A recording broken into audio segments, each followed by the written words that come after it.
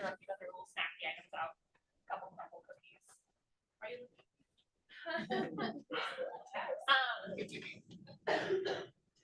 true spirit, Wi-Fi is always a struggle. The Wi-Fi code is available throughout. We are not great upload and download speeds currently in this room. Send it a help desk ticket, and we all know how those go. And then y'all, your conference room is located downstairs. I have given badge access, so that way you have badge access to our building. And there are restrooms down there as well. The bathroom code is in your conference room on the wall. You need to use the bathroom upstairs, since some upstairs are locked. Other than that, so I'm like passing the note.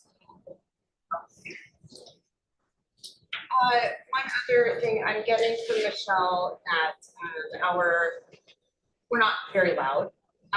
We are not going to be using a microphone this time. We found it to be not helpful last time and more cumbersome when we tried to drag that thing around. So we're not doing a mic. So if you could use your teacher voice to try to present the room as best as we can, maybe directing it to the microphone if you can. We're just gonna do the best we can. Or something like that. I'll like limit the amount of hearing voices versus hearing sorting from papers. So, good afternoon. My name is Janine. We're going to take just a few minutes to go around and answer some. We have some new members here that weren't here the last time. Hello, everyone. My name is Erica and I work in HR. Laura D. She, her. I work at 16 Mountain Elementary in specialized programs. Starlene, pronounced she, her. I'm the new second user consultant for the BEA and also technical. Katie Higgins, she, her. I am the vice president of youth education. My name is Susan Ulbrich. I use she, her pronouns and work great at Intermountain. Hello, my name is Lindsay Ray. My pronouns are she and they, and I am the current president of the Beaverton Education Association. And just one more reminder to project use your teacher voice. Thank you so much. Hi, my name is Anne. I'm a minister consultant. Hello, I'm Judy Cormog. I teach science at Oaks. Julia Bartow, she, they. I am a first grade teacher at Fort Weird. My pronouns are she, her. I'm at Merlot campus with Project BSD. I'm Allison Lowe. I am a teacher at School of Beaverton. Hi everyone, my name is Elizabeth Lynch. I am a K-5 music teacher at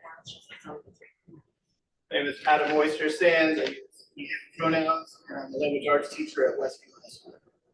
Becca Steve. I am working arts. I'm Jessica Perez. I am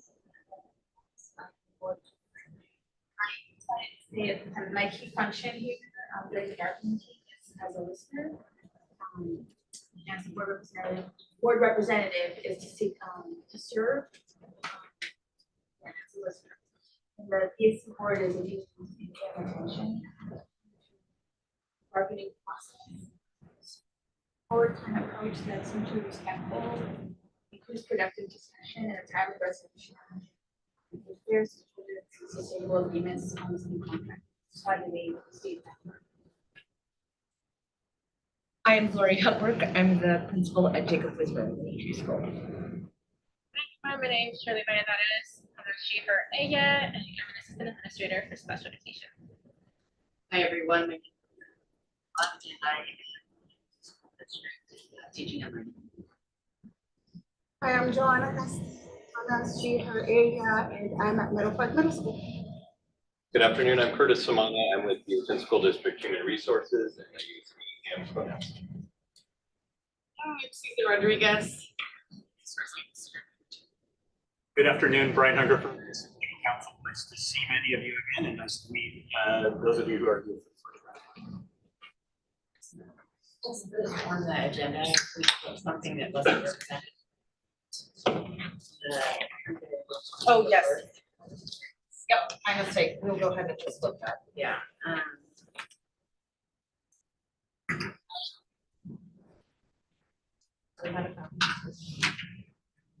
Okay, so conversations, with BEA and also Suzanne and I know you guys have had a copy of one of the ground rules per se. We don't need to go through those verbatim, but I just wanted to say I wanted to ask Brian about the one on here about the start.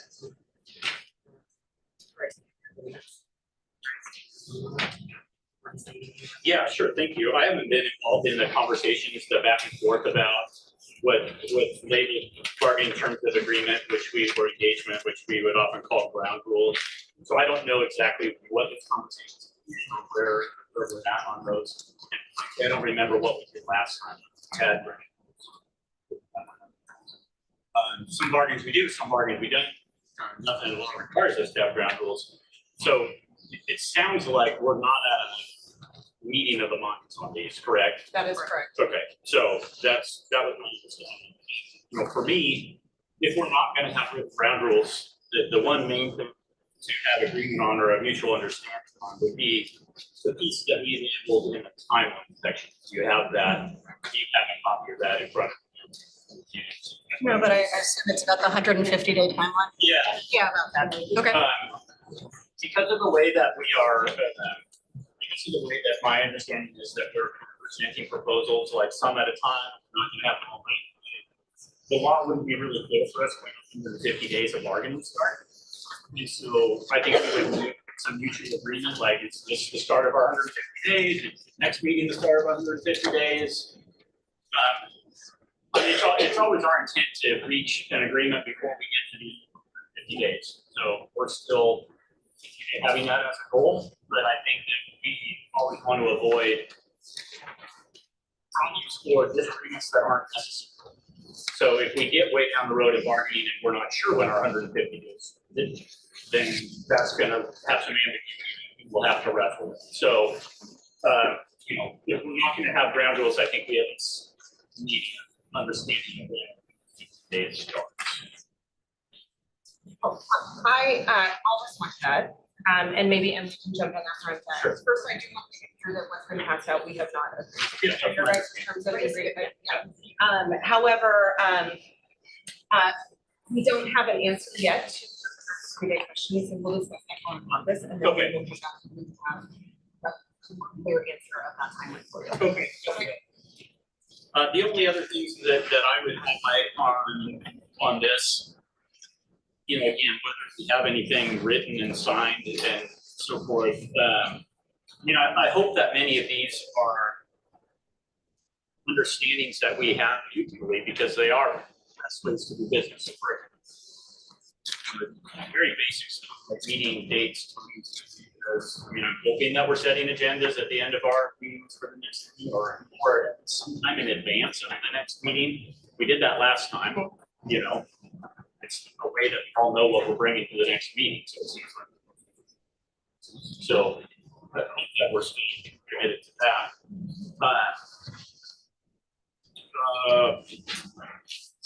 That law, these meetings are open unless we mutually agree to close them. So my assumption is that we're in open session. That's often one of the things we have in the rules, but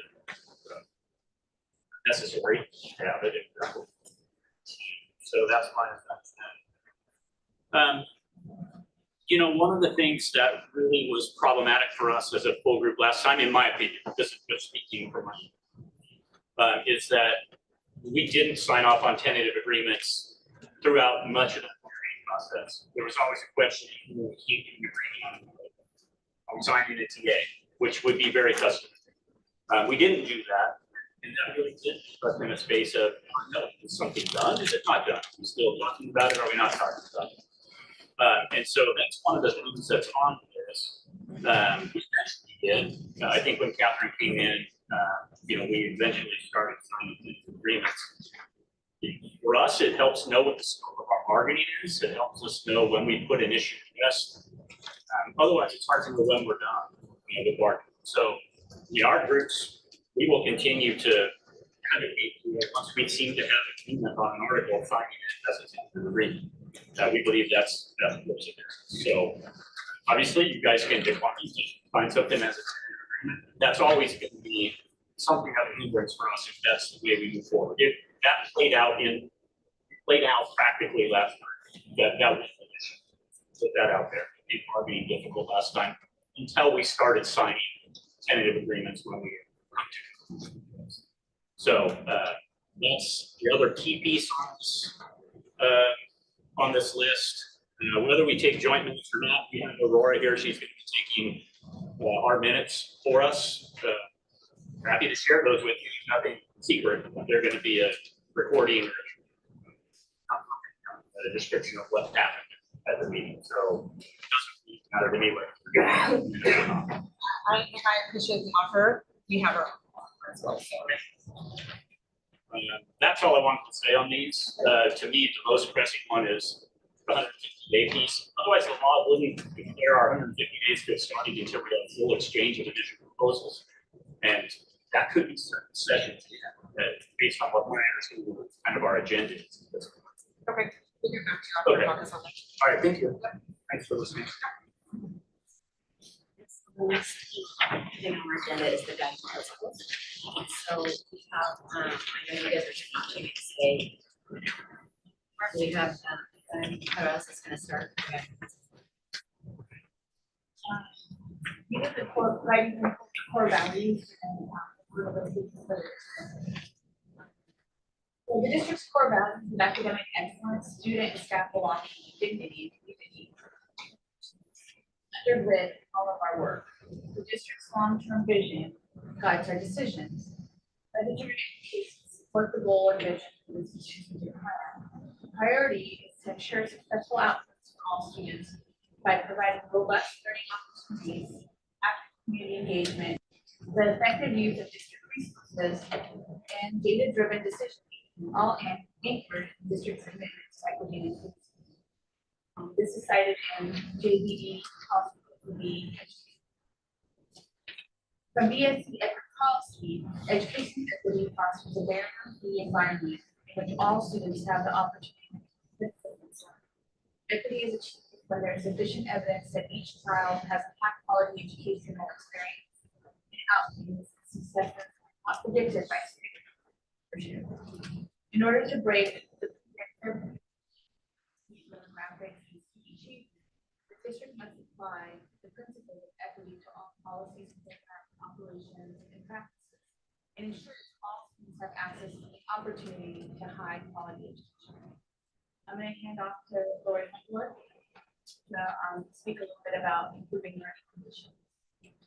So this speaks to our core values around improving learning conditions for students. Just going to remind you to speak out. We're trying to hear it better. Okay. The Beaverton School District helps students envision and prepare for future success by ensuring rigorous, relevant, and standards-based learning experiences. The district is committed to centering equity in relationships, actions, systems, and outcomes in order to achieve this vision for every student. We are committed to the use of proven practices and programs, including the agreements reached with the district's labor partners that support excellence in teaching and learning, create systems that support student success, and promote relevant professional development. We are committed to preserving and expanding the range of learning choices offered to students in order to differentiate their student needs and expand access and belonging for all. Recognition of and support for excellence is important to maintaining a quality staff. We will continue to improve effective instructional support systems and explore opportunities to recognize professionalism, courage, dedication, and daily contributions that staff make to make success. There is no mic today. I am the yeah, those of you who know Mike, you just put Mike's face on Curtis. Yeah, there you go. We can do that post-production. Totally fine. That's such a I think it's a lot of practice.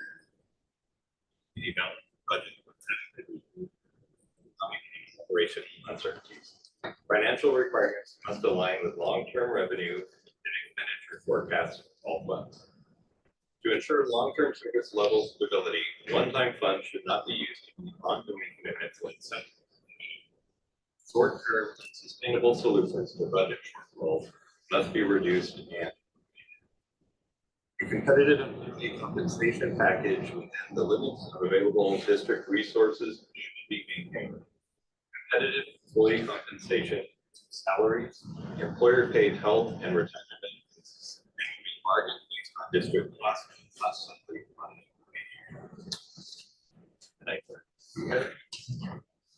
When it comes to maintaining quality expectations, communication must be consistent, open, accurate, responsive, and respectful. Collaboration and productive relationships are supported through effective communication between district, association, and all employees. Communication is effective when all employees strive to present information that is written in clear, plain language and backed by factual, solid evidence and credible sources. Maintaining effective and collaborative relationships with the district's labor partners is beneficial to all stakeholders of the district. Collective bargaining should be focused on those subjects and issues that do not really belong in a collective bargaining agreement, recognizing that many rules, expectations, and protocols will not be addressed through board policy or less formal operational procedures.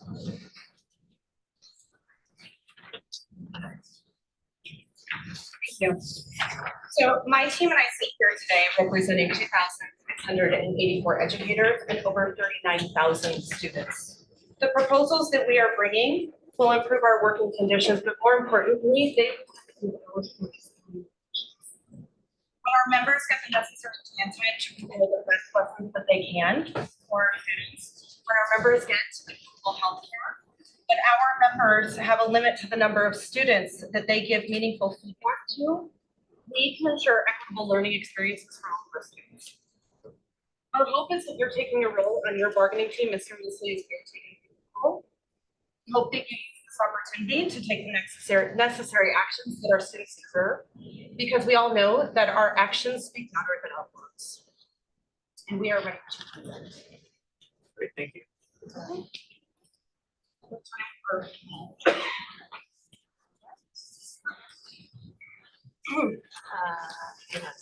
Just a second, can you go down that way? You thought I'm coming from both sides.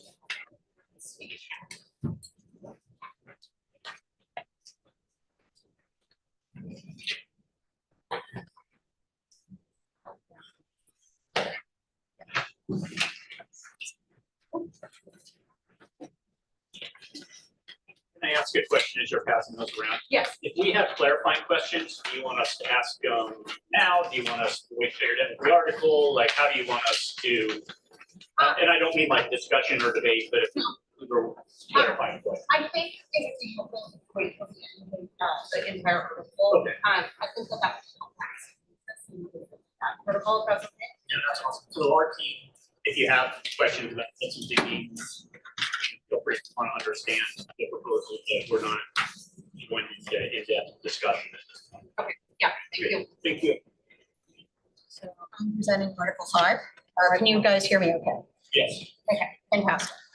So something that I want to draw your attention to throughout all of our proposals, we noticed that there were inconsistent terminology used to describe members of the bargaining unit. We have Control F throughout the entire contract and replaced it with all nomenclature with bargaining unit member.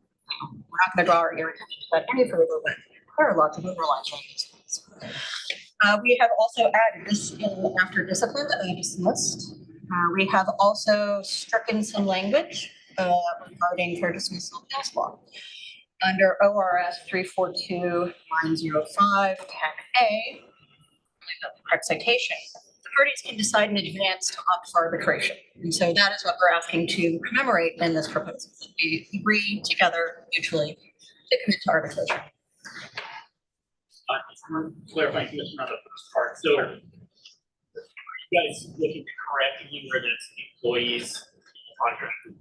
Bargaining unit members, what do you want to use? Bargaining unit members. Okay. You'll see that throughout the universe of our proposals. That Okay, is the because terminology. that'll help us look for this soon.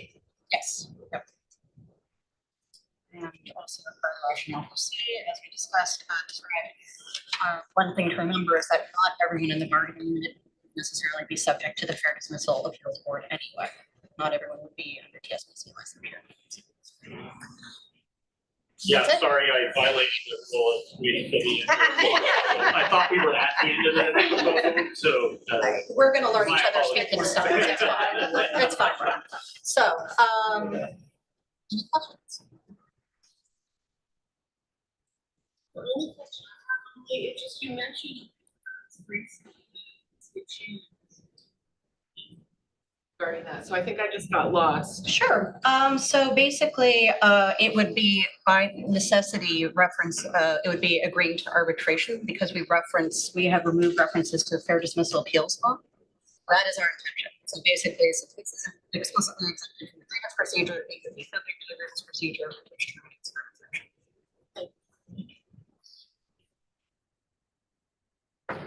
Questions about Article 5? Yeah. And we're gonna move on to Article 7, which is.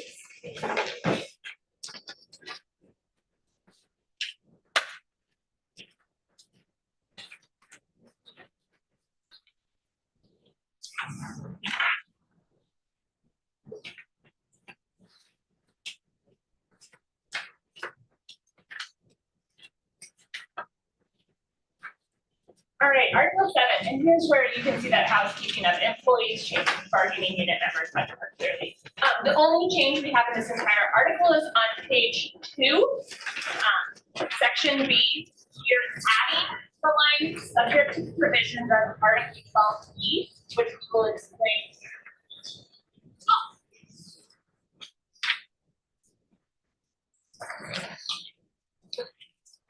Everything else is just to switch over to bargaining. Everything else is just housekeeping of switching over to bargaining unit members. Okay, thank you. We will wait with anticipation for Article 12. Suspense, yeah. Anything you can do. The next article is 8.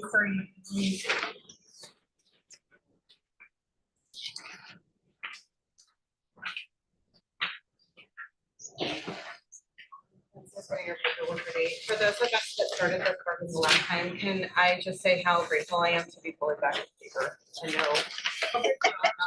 Fully back to paper. Yeah, we're not starting virtually I know. this time. I apologize for the trees in advance, but it's so much. We do the same. I like the same.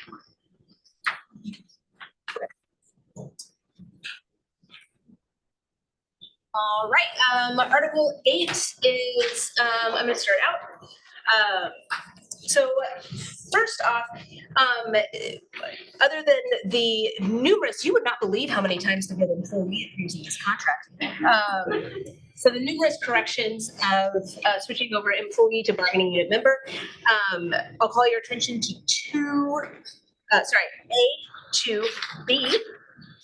Right there on the first page.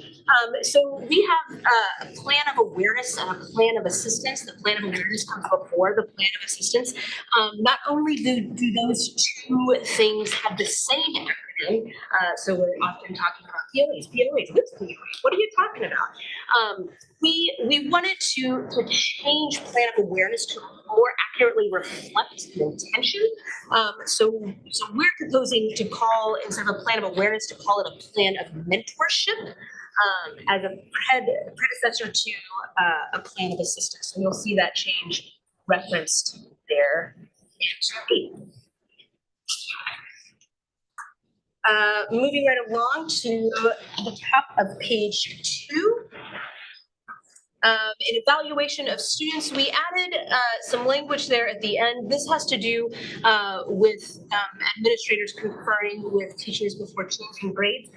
We just added a measure there to ensure that if that does happen, the administrator reduces the reason for that change to writing for the member. Next up is adverse criticism. We have had some disagreement is too strong of a word. We've had some short disagreements about adverse criticism and the nature of adverse criticism. So what we're aiming to do here by adding that language in the first paragraph of C is to just very clearly state that we do not think it is appropriate for supervisors to be criticizing bargaining unit members in the presence of anybody else, with the exception of other administrators or other representatives, or association representatives. So just clarifying that as much as possible. Moving right along. Tell me if you need me to slow down. I see time's moving. Okay, thank you for holding your questions to the end. I appreciate it. On top of page 3, academic freedom. We had some conversations around this the last bargaining cycle, and we are moving to strike the section that restricts academic freedom to board policy and instead leaning on state and federal mandate, just because board policy can change very quickly. Moving on down, sorry, I feel like we're doing a rush to it, but we're doing great. We're doing great. Section E3. So we changed this a little bit because we have had numerous members who have experienced some sort of assault and have done a Control F in their contract for the word assault, and it brings them to this section, which does not really talk about assault. It talks about property damage. So we decided to change the title of that to destruction of property to more accurately reflect what the language refers to. In number 4, we currently don't have non-anecdotal data that provides a systemic view of where the district is at that will allow us to better support educators and students. So what we are trying to do here is to establish a system to start capturing that data. Moving right along. I think, is that me over? That's me, yeah. I'm going to hand it over to Emily McCann. So if you would, turn to page 5, bottom of 5, page 5H, non-discrimination. As you guys have cited in your values, and the values that we share and are committed to, both parties are committed to anti-discrimination and to equity. And we believe that commitments should be backed up in writing. So part of what we want to share with the district about is a commitment to availing members in the union their choice of venue for how to resolve discrimination charges. We can talk about the rationale at a later date, but that is the gist of this proposal. Committed to the work to discrimination, and we should have this kind of conversations, space for that in the contract. Moving on to section I. There are a lot of changes here, and probably more than you want me to read at you at this moment. So I'll sort of summarize it thematically. Thematically, teacher working conditions are student learning conditions. It is very hard to concentrate on the work of learning if it is hot, if it is cold, and if you're coughing due to poor air quality. Along those lines, we've talked about, additionally, we also want to talk about the bedrock of, as you guys mentioned, we were so happy to hear it, clear communication. Are you guys able to hear me, by the way? I'm happy to repeat any of that. Mostly? Okay, so along the lines of clear communication, this is another way to insert that. Basically, we want to make sure that, for example, if there's an issue described at the work site, that the district shall respond to the bargaining unit member in the association within 2 weeks of the status and keep updating the member throughout the duration of the problem. Some durations just take a while to fix, or some issues just take a while to fix. Same with part 2 of the section. If there's an unsafe or hazardous condition that OSHA has to investigate, tell the member, tell the association. Finally, the three, the conditions I talked about, if it's too hot, too cold, or too smoky, we have parameters. We're not saying you have to shut down the schools immediately. We're saying that, you know, if those conditions are identified, we were giving you a period of time to mitigate it. And if you can't mitigate it, we're asking that you find an alternate work education for teachers to do. Moving on. Okay. Hopefully this goes without saying, but just in case it doesn't, the personal life of a bargaining unit member is not an appropriate concern of the district unless it interferes with the bargaining unit member's contractual responsibilities. I think this is kind of how we both go about things, but it's not controversial. L, job descriptions. We would like them. We would like them communicated with our members. And we would like to have a discussion before they change. Finally, M.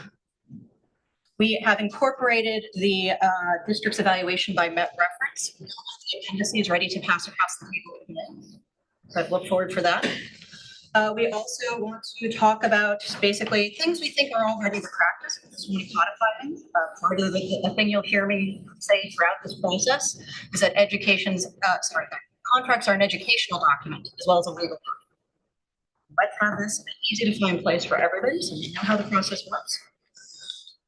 Along those lines, guidelines about observations, drop-ins, also notification for the association regarding plans of membership, plans of assistance. Happy to answer any questions.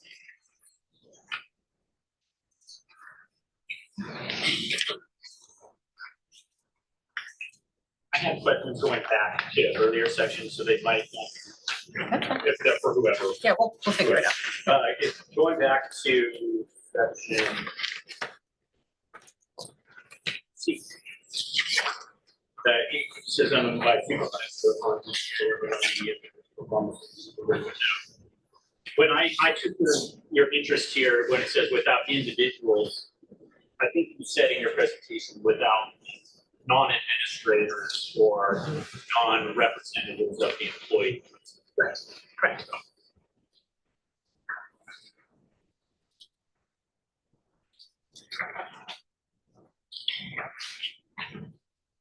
I don't know if this is a clarifying question, so feel free to. Give it a shot. Let's go. I'm just thinking about the term plan of mentorship, and did you consider the fact that we have mentors to this as well when you're considering? We did in fact, Susan, and without, what I'll say is, yes, we did consider it and assumed that maybe mentors could be a part of that. That's okay. The extent of my. I recognize that was not really a clarification. Any other options? Anybody else on district question? Okay. Article 9.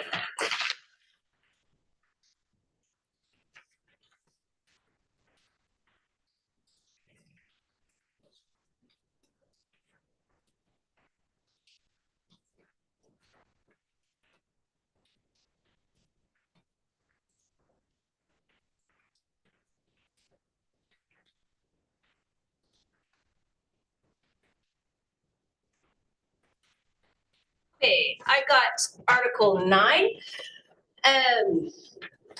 So first is another just a little bit of housekeeping. We noticed that there were a couple of, we're trying to clean up language and always refer to the student conduct plan as the student conduct plan. There are a couple of instances throughout where it's referred to as the school behavior plan or the school conduct. So there's some housekeeping around that language and keeping it a little more consistent throughout.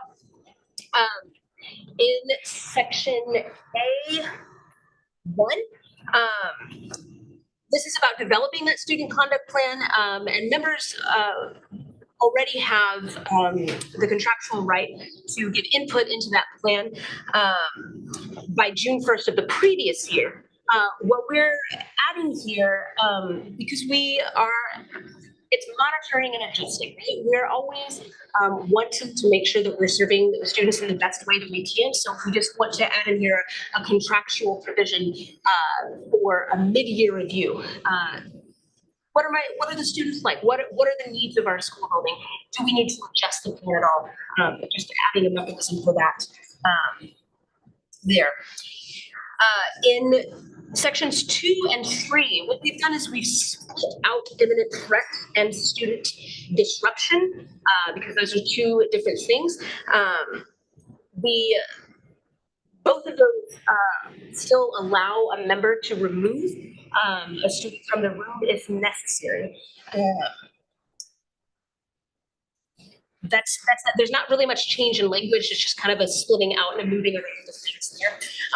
Under section 4, administrative support. So A is behavior referrals. We have been hearing so much from members over the last 2 years. Profoundly different experiences in school buildings across the district around referrals. And I think there has really been frustration and just a lack of trust in administrators, because administrators have many different definitions of what counts as a referral. In this building, let's just put that on the tracker. That's not worth a referral. Or maybe we never write referrals. Maybe that's just something that we don't do in this building because it's not part of our plan. Given the spirit of the language here around referrals and administrative support and responding to referrals, we want to make sure that there are very clear guidelines around if a referral needs to happen, an educator can request. So we've put in some language around hopefully standardizing that process across buildings, so it no longer rests at the whim of administrators. But our members have some control over that. In the next section down, this is language that has been moved from, this used to be the restorative conference, that members could request a restorative conference. We separated that out and put it under administrative support just for organization. We also renamed it to a re-entry conversation. Let me call your memories back to our last bargaining cycle. When we sat here and talked about restorative practices and restorative conversations, there was a plan, like all these people are going to train, we have so many programs, and I know we're not seeing it in our buildings. We're not seeing the true restorative practice. We have precious few members who are actually trained in true restorative practices, and a restorative conference is a thing within restorative practices. There are certain guidelines, there are certain protocols that we need to go through. So we would love to see restorative practices rolled out throughout the district, but at the moment, since they aren't happening, we want to rename this so it's not getting confused with something that it isn't. So we're calling that a re-entry conversation. And then the next bit down is new language, similar to what I mentioned above with referrals. There are different definitions in different schools of what a room clear is. So we are seeking to standardize that definition. Our members room clears every single day, and are feeling frankly gaslit by certain administrators who say, oh, you're just taking your kids out to the track for a walk real quick. You don't have to call that a room clear. I don't want to speculate about the motivation behind that, but it's hurting our members' ability to support students, full stop. So we are defining what room clears are, and then we're also creating in tandem with what I mentioned back in Article 8 around gathering data. We're creating a system for those room clears to be reported, so that we have data, know what's going on in our schools, because I think right now we don't have the true picture of what's happening. And then finally, section F. Again, let us go back to our last bargain. We bargained in the Equitable Policies Task Force. We had a few seats on that. If you'll recall, at the very next school board meeting, that Equitable Policies Task Force was disbanded. So it does not exist anymore. So we would not like 2 seats on it. Okay, give it a head. Yeah. Any questions?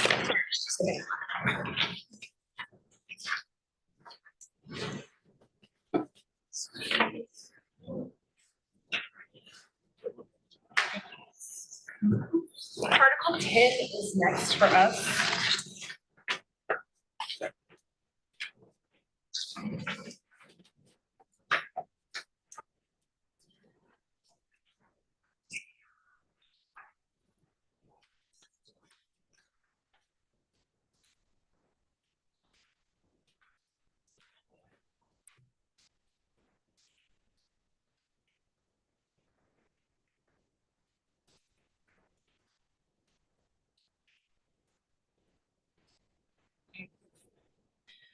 Article 10, professional working conditions.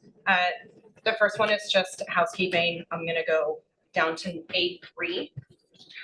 We're proposing the new language, bargaining unit members shall be paid for their participation in any activity. Number 4, we're proposing 2 changes. One, that the school's annual calendar be published no later than September 30th, which would allow our bargaining unit members to be able to plan a schedule around evening events, and that bargaining unit members shall not be required to attend evening events that are published on the calendar after the date.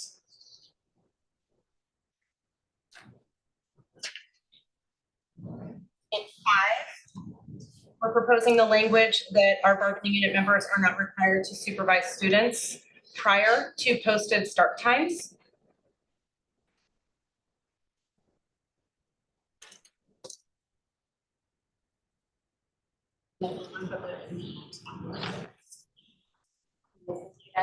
I'm taking us to Article 10B, which outlines plan time. Right off the bat at number 1, we are proposing changing the language that reads an average of 2. And we'll see this consistent throughout the rest of the article wherever it's referenced. The next 3 items are all stricken, not because we are eliminating that language, we are reorganizing it into number 1. So it is not a deletion, it's just placed. I do want to call your attention though to one significant change. It is our position that it is important for all of our members to receive equal plan time. Currently, our elementary specialists are the only bargaining unit members that are differentiated than their colleagues in that regard. So our proposal rectifies that. So under our proposal, our opening sentence that one would read, all elementary members of the bargaining units shall receive a minimum of 675 minutes per week.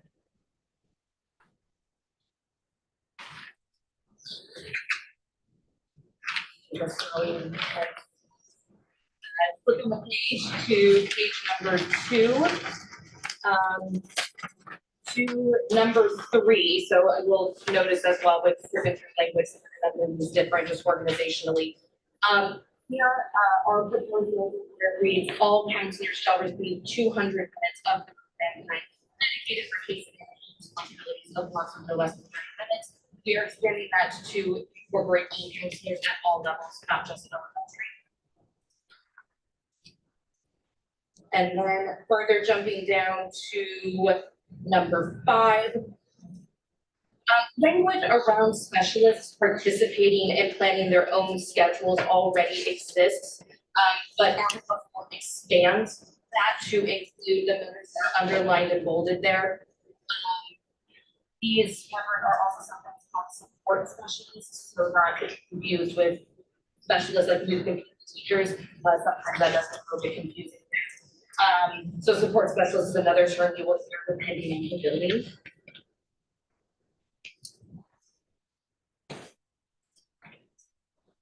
Flipping to page number 3.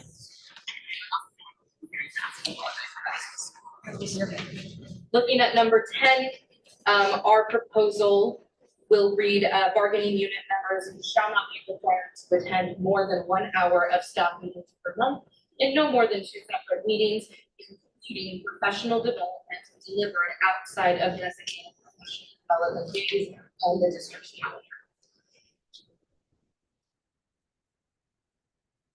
Okay. As to C, class size. In the second paragraph in 2, we are proposing the language to change from district to the superintendent, chief HR officer, and chief financial officer. We like that there's some specific.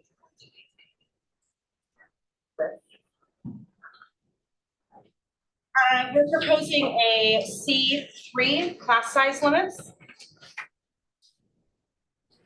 A, bargaining unit members who teach kindergarten, first or second grade shall not be the bargaining unit member of record for more than 20 students per day.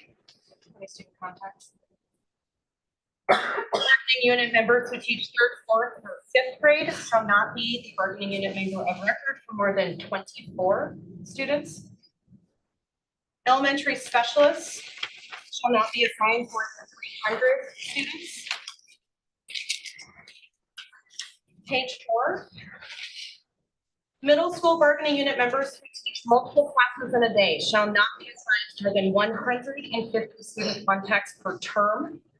Any bargaining unit member who receives an extra duty stipend related to the content area of the class being taught shall not be assigned more than 60 students per class and no more than 360 students. High school bargaining unit members who teach multiple classes in a day shall not be assigned more than 170 student contacts per term. Any bargaining unit member who receives an extra duty stipend related to the content area of the class being taught shall not be assigned more than 60 students per class and no more than 360 students. We are proposing our special education bargaining unit members who teach a single self-contained classroom. Specialized programs shall have no more than 6 students per typical school day. And we are also proposing that our pre-kindergarten teachers shall have no more than 18 students per session.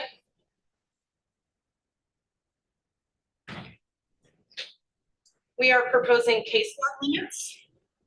Our special education bargaining unit members shall not have an IEP caseload of more than 25 students. Speech language pathologists shall not have a caseload of more than 30 students. A little subsection on the SLP serving in a self-contained classroom shall not have a caseload of more than 20 students. Autism specialists shall not have a caseload of more than 30 students. We also have ratio proposals. Our school psychologist shall be allotted to work sites at a ratio of 1 per 500 students. Our counselors shall be allotted to work sites at a ratio of 1 to 250 students. Our social workers, apologies for the typo, shall be allotted to work sites at a ratio of 1 to 250 students. And our district nurses shall be, I'm reading that wrong, allocated, my apologies, across work sites at a ratio of 1 to 250 students. So when I said allotted, allocated. I did. We're asking you to draw our attention to it. To the allocated? No. Oh, excuse me, yes, and then in B's, go back to 4B, it says no speech language pathologist. It should read, speech language pathologist shall not have a caseload of more than 30 students. No, it shouldn't be a double, it shouldn't be a double negative. Take out the no. You know what we mean. Actually, strike them. Sorry. Oh. You can strike. Either one, then you'll have the same name. We'll fix that. I just want you to understand one time. We're also taking this down to the instructional hours. I think this is at the top of page 5. We're proposing to strike 2. And we're adding in 4. Secondary bargaining unit members shall not be required to teach more than 5 instructional courses per A/B day cycle. In the curriculum workload management, we would like to add in and administration shall engage in the process of review of the priorities for that school year.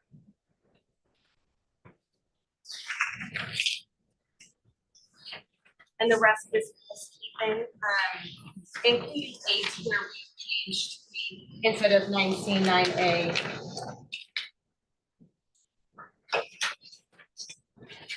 I'm going to take you back to 6, which is your housekeeping. The district shall annually provide professional development for members regarding their responsibilities. Community authorization.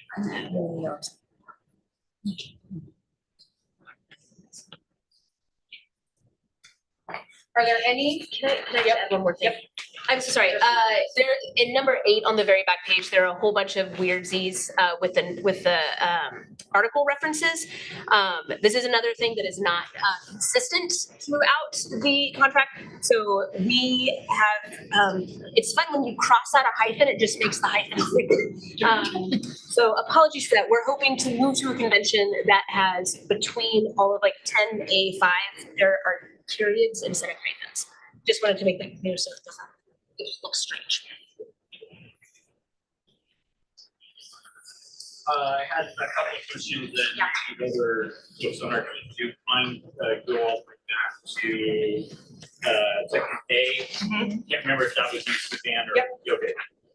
In A4, the bargaining members are not required to attend events that are published on the calendar after the state. What if there was a change in that might implement weather again sometimes, cancel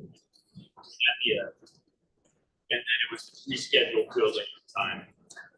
So just curious if that would constitute like an event that was not published on the calendar. Oh, Waylon, thank you. My understanding of the intent here is that members can, right? So the language being requirement. Right, so if someone planned a wedding, for example, and then wasn't able to accommodate the Got it. Does that make sense? Yes. Okay. The section below it, bargaining unit members are not required to supervise students prior to the posted start time. Is that like members start time, the start of the student day, the building hour, like what's the start time? So there's posted start times for students, and there are current levels where we have to supervise.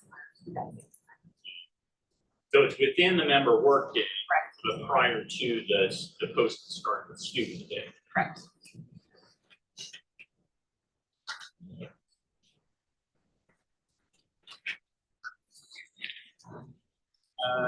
Page. For most purposes, if you do, would you review plan time and then the highlighted information or the underlined information? Can you tell me that part again? And prorated for weeks of consumption. I don't know how to do that. Oh, so in D, I mean, I assume it's mad. yes, But so, I don't think it's mentioned. sorry, you did like missed that one. So in B, at that first paragraph, added and prorated for weeks of likely population in terms of like clunky and hard for everyone I think involved. Prorated for no, thank you. No worries. Other people on our team, feel free to jump in. I just seem to get going. If you have questions. And some of this is just me understanding how things work here. Go for it. On page 4, E. Yes. Okay. I'm assuming a bargaining member who has an extra executing stipend related to content area would be like performing arts. Correct. Are there ones that I'm not thinking of? I was gonna say almost all of them that are off the top of my head, Brian, are like band, theater, choir, performing arts. Yes. Okay, this probably is a super basic question on page 5. I'm not afraid to start on numerous though. Number 4, how many instructional courses total or periods are there in an assignments. So if we're teaching 5 courses, so are there 8? That's correct.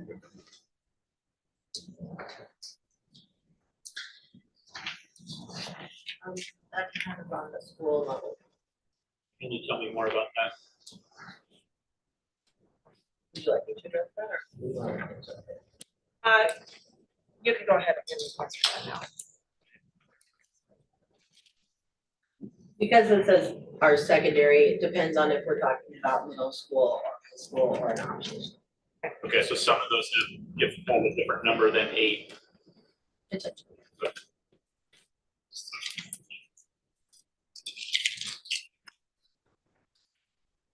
Those are all the questions I had.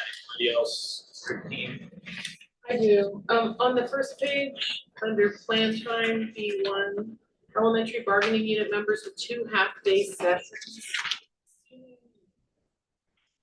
Or intent is preschool, not job shares, something like that. Am I missing something there? No, our intent is pre-K. Okay.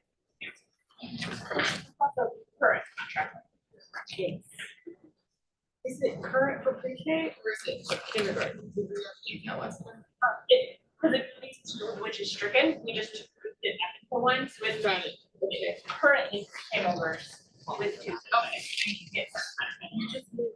Yeah. That was tricky. Go for it. Any other questions in 10? Okay, then Article 12.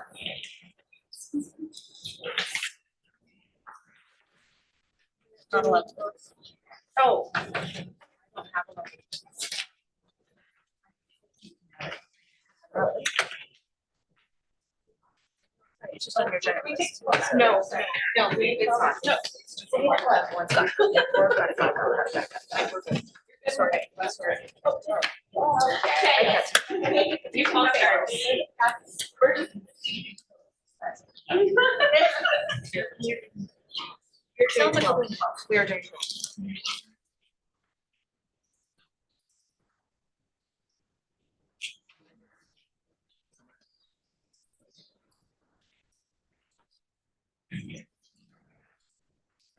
Okay, so Article 12, what we have done is we have taken what was Appendix J in this current contract because we struck Appendix 12 last bargaining cycle, moved it into Appendix J. We are now using Appendix J and making it Article 12 with some updates. Starting with A1, we have added FTE as part of the assignment number to the definition. We have added definition around involuntary, that a member is only allowed to be involuntarily transferred no more than once every 3 academic years. We have added language around 4, what is staff preference survey, definition. We have defined FTE allocations. We have defined class size committees, which are referenced in T. We have created a phrase forecasting/work selection and defining that. We have added net decrease into that, and we have added total bargaining unit members in the FTE and defined that. So A is just a lot of definitions to help you reference this contract. B is all of the regulations for assignment. So we are saying that no later than January 15th of each year, the district will administer a virtual staff preference survey for the coming academic year. This survey shall remain open for at least 5 days. In 2, we're saying that no later than February 1st of each year, the district will communicate anticipated FTE allocations to worksite administrators and the association. 3, we are just language around affirming the timeline for the staff preference survey, because that will already take place after before February 15th. In 4, we are saying no later than February 22nd of each year, elementary class size committees and secondary forecasting committees shall finalize their recommendations. In years when the district does not predict a decrease in bargaining meeting on if the district allocates fewer total bargaining unit members at a work site next academic year, The site administrator will solicit volunteers to voluntarily transfer via a district authored and maintained survey no later than February 22nd. That survey will be open for 5 minutes. Any member who volunteers for the provisions of this section will be permitted to transfer except as described below.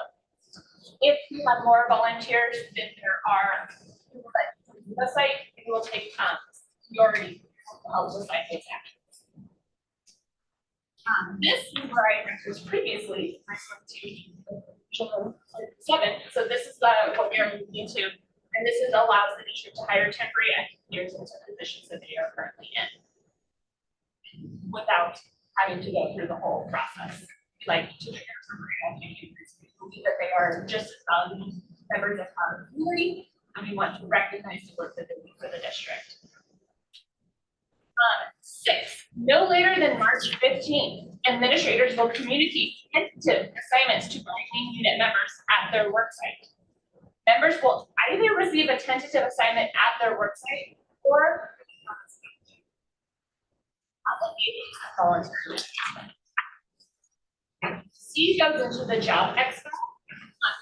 One that we introduced the date from May 1st to April 25th.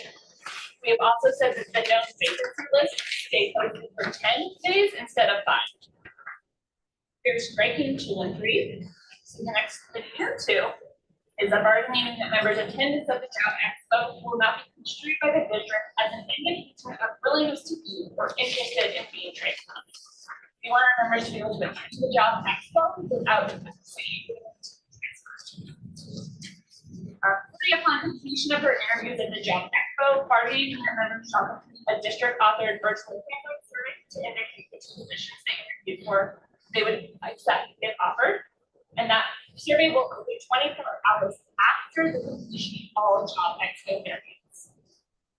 HR will receive the results of the survey for positions for which principals interviewed members at the job expo, and HR will make the process. Essentially, there's an HR is responsible for making the matches between what administrators want, what members want as a position, and responsibilities for everybody from those matches. In the event that a member does not match a job offer via the survey, they will be given the option to stay at their current work site, or in the event of projected declines in member activity at their current work site, they will be subject to transfer. The district will then publish an updated and completed vacancy list to all now unassigned members and the association.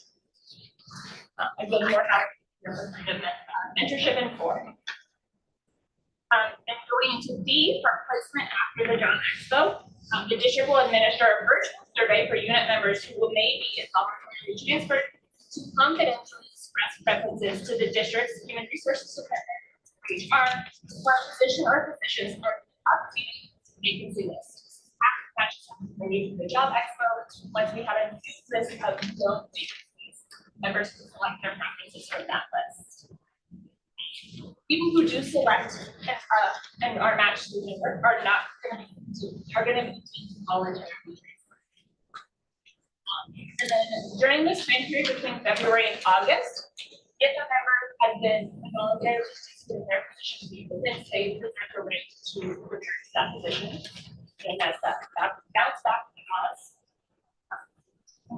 All of that is going to positions. This is also an MOU last year with modifying a lot of this language is expression for your reference. The LOU and MOU and MOU the it's even a lot of them put back. Going to what is now E, involuntarily transferred, we are striking specific to the individual being transferred and adding initiated by the human resources to resolve personnel concerns. We think it is the duty of HR to determine if the individual work site. Going to on page 5, number 4, we are striking changes for student enrollment and adding as necessitated by student or member safety. And we are adding 6, the provisions do not apply to bargaining unit members transferring as a result of personnel action or initiated by human resources as part of transfer. The last draft on that page is housekeeping cleanup. Then we go all the way down to the bottom of page 6, which is now I assistant. So if notified of a transfer by the last student contact day, the member will receive 1 day. We are recognizing that picking up an entire classroom to be moved across the district. In our member students, we call this, that time that they are spent. If you're notified between August 7th and after the last student contact day, you will receive 2 days of extended contract as you're now coming in over the summer to pack up and move an entire classroom. And then if you are notified of a transfer or change in grade level subject area after August 7th, you will receive 3 days of release time prior to student contact to allow our members to again pack up and space ready to instruct students. We also changed it from August 14th to August 2nd to reflect the change in our academic calendar that we want to start before Labor Day instead of after Labor Day. We added the language in 3 that says when a bargaining unit members are transferred into a new school or expected to deliver a program in which they have little or no experience, the principal and the bargaining unit member will pay for professional development for the bargaining unit member to be implemented throughout the first year. The plan will be available in writing upon request by the member of the association. Oftentimes we see elementary teachers say they have no experience teaching it and that we need to give them extra supports. We see specialists who would take a specialized program is added to their ability. Our music and PE teachers are now teaching specialized programs with little to no experience. We want them to have additional supports. We have people who are transferred from teaching advanced math to reading one. We want to make sure that our members are receiving the supports they need while they are licensed to teach that subject area. They may not have experience in teaching the subject area or little experience. We want to ensure that we are together to make sure that everybody has the support source. Right. Any questions?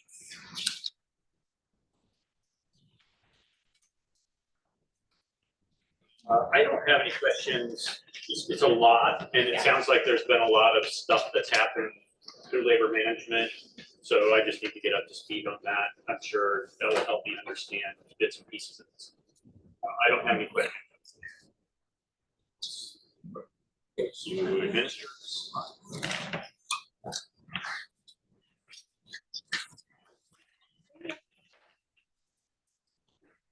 Our next article is 18, compensation.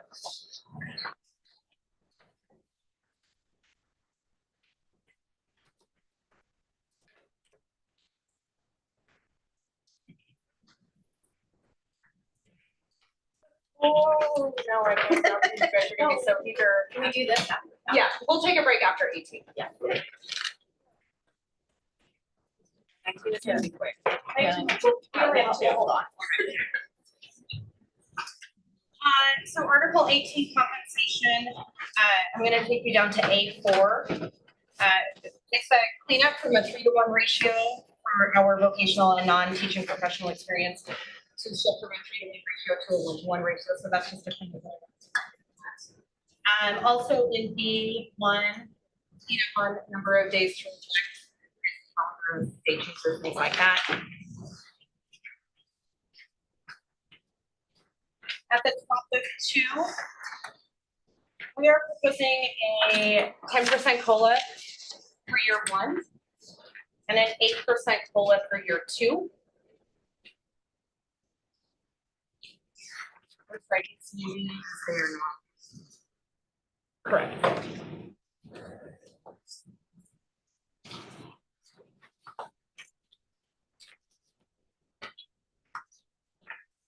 Page 3 is entirely cleanup.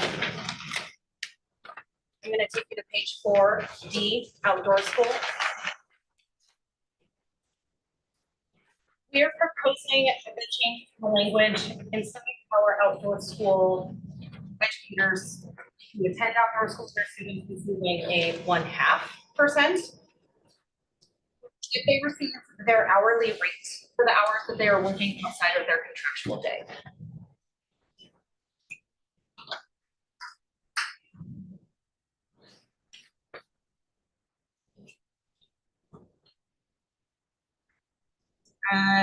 Clean up all the way down to F, elementary activities, we're striking to, we don't think there needs to be examples of sort of determine what would qualify.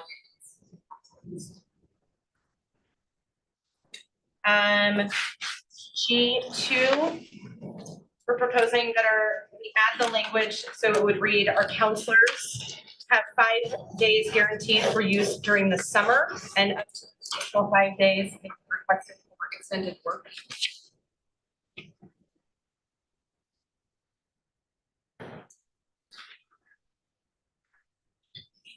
And then the next part we're going to talk about will be H, miscellaneous 3, substituting for colleagues.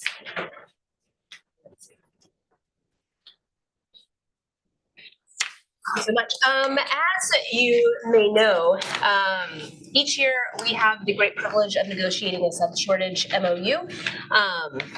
We are very interested in,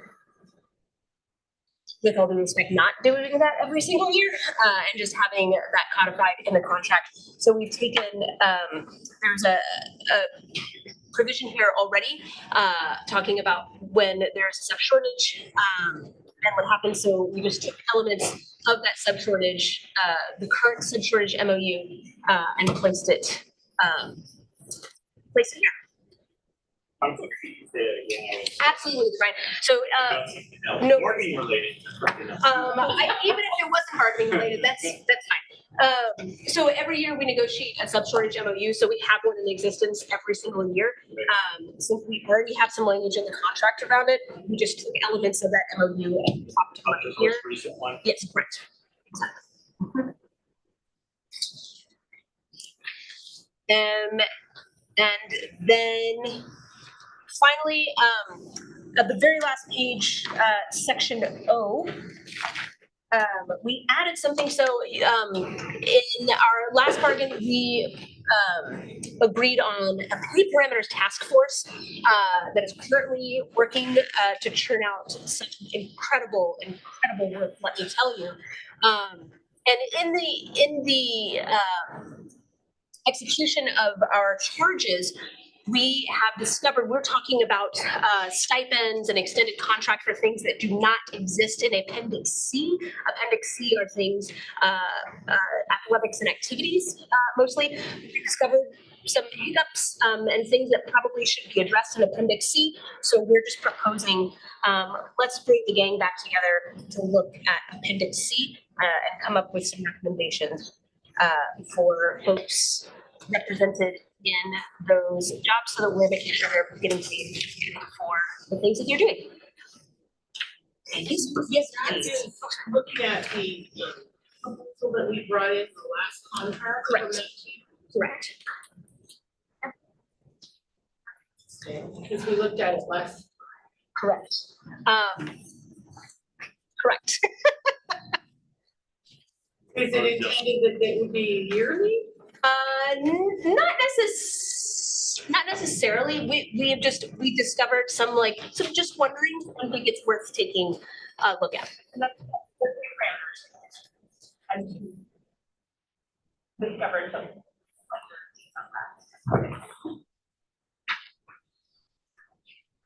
Are there any other questions? Oh, I apologize.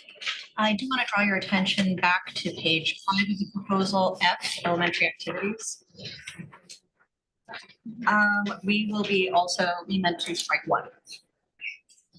As you might guess, for those of you who have been paying attention to the parameters task force with bated breath, I'm sure. Basically, it should not surprise you that we are also going to be striking 1 in our we meant to strike 1. I just forgot to strike through 1, so you just go right to me. Sorry, that was my question actually about an activity stipend. I beg your pardon. Yes, that is, there is a relationship, yes. So your additional structure is one or is all of them? Just one. Okay. We can have up to date.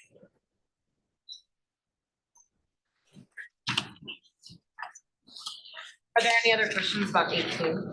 Maybe for now, you know, obviously, we're gonna have a lot of conversation about financials as we walk through this bargain. I think it would be good for us to hear at some point how you landed in numbers that you thought close, you know, based on comparison. This is basically that, but not necessarily have that one now.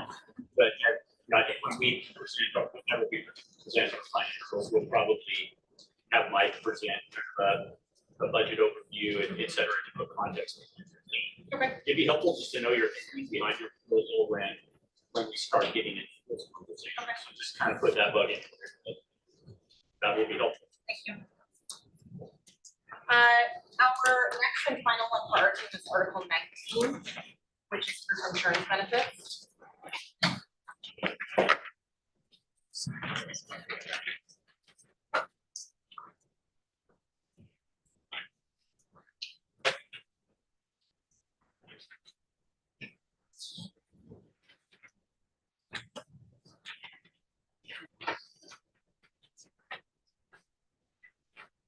So I'll bring your attention down to the premiums and carrier. Based on the information that we currently have, the numbers that we're proposing for our first year of 2025 would be just in the cap of $2,375. Again, with current information and also our lack of information, we're proposing for the second year, increasing the cap to $2,700 per bargaining unit member.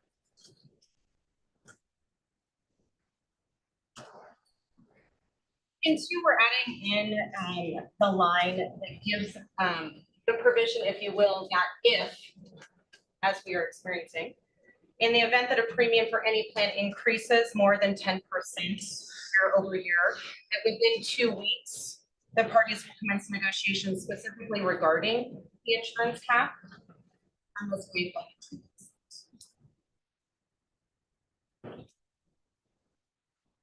so yes, a financial reopener, but only specific to the insurance.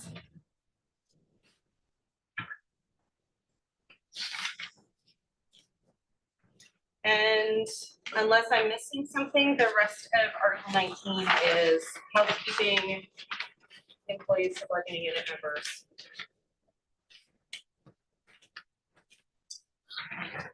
Any questions from me? I do not have any questions. Other people on our team? I have a question on the previous. Yeah. Sure. Article 8. And it is on page 7. And it's number 4, N4, and you talk about it on as the bargaining unit member and association representative will have an opportunity prior to the finalization of the plan. I just wanted to know what's that.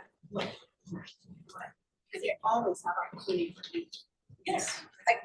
No, I think it's just good to codify the current practice. I mean, we have things like that to be codified.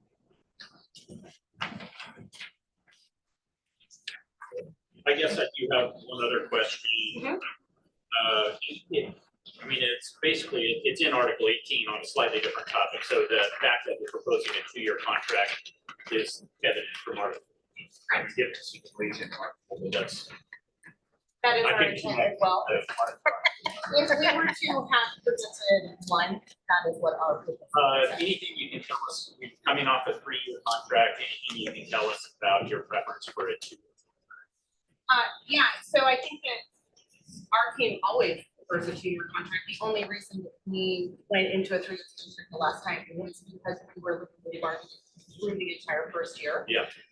So without having a long-term crystal ball to be able to see that far into the future, it does not benefit our members to negotiate a 2-year contract, lacking some significant information.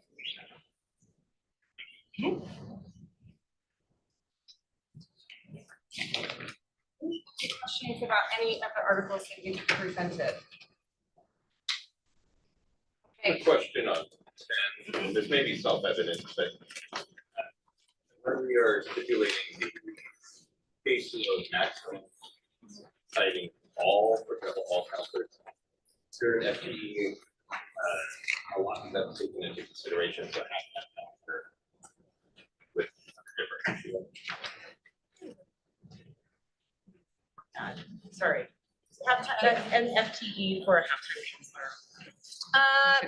Curtis, I'd love to talk that through with our team just to make sure we're all on the same page. So can I give you an answer to that after we chat? Good question. Yes.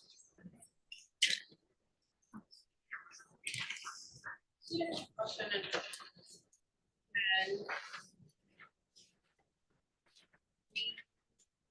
put up. District nurses, are you referring to registered or school nurses? We have different kinds of nurses. District nurses? Yes, district As a whole nurses, group. district nurses. What are school nurses and the registered? We, sorry. The nurses that Yes. are in municipal bargaining unit. Correct. That's exactly what I was gonna say. Yes. Thanks, you can't be bargaining. You can't bargain together.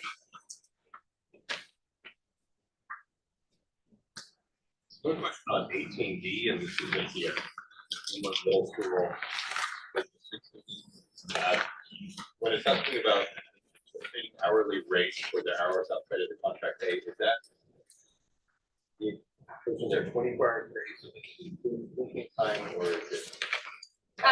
Yeah, Curtis, I'll answer that for you because there was actually a conversation around who is responsible for that student in the middle of the night of a sleeping hour if something was to happen. And that responsibility will fall onto the educator that is there present with that class or group of students, whether it's 2 o'clock in the afternoon or 1 o'clock in the morning. Thank you. Next question about the instructional hours number 4. And this is my elementary, just because I know about the high school hours. Does that assume that the 5 instructional courses are the same number of hours? Necessary? Hit the right spot. You said instructional hours be. Sorry, I'm on the wrong one. Oh, yeah, I'm sorry, I was on 18. Yeah, I was on 18.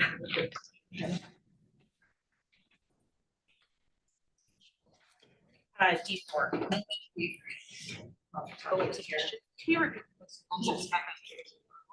It says secondary bargaining unit members shall not be required to teach more than 5, and I'm assuming per 8 total, right? Instructional courses per AB cycle. Are those times equal for others? In minutes that they would be working? Not necessarily. Lindsay,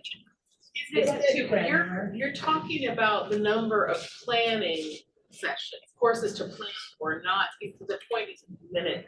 Correct. Right? So Correct. if you're a secondary team member.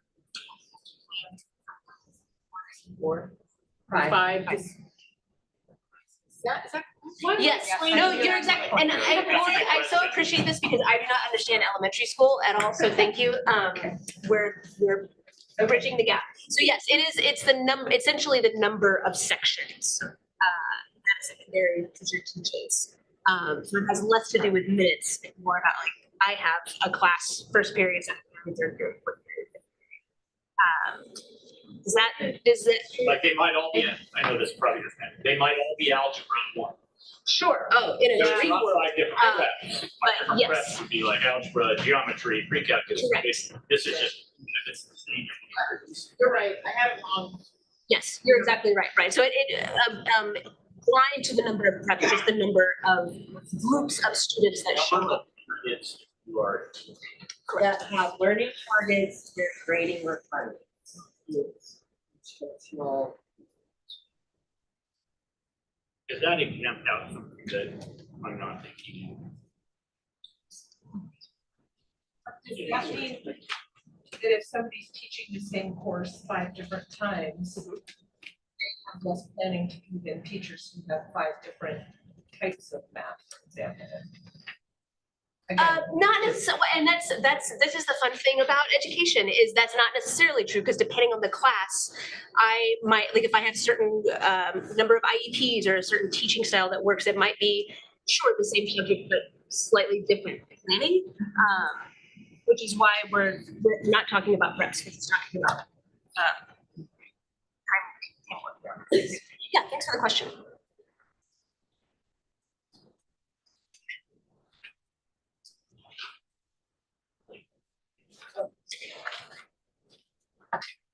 Any other questions? Okay. Janine, before your team presents, can we take a break to use whatever we want to? Would 10 minutes be sufficient? Okay.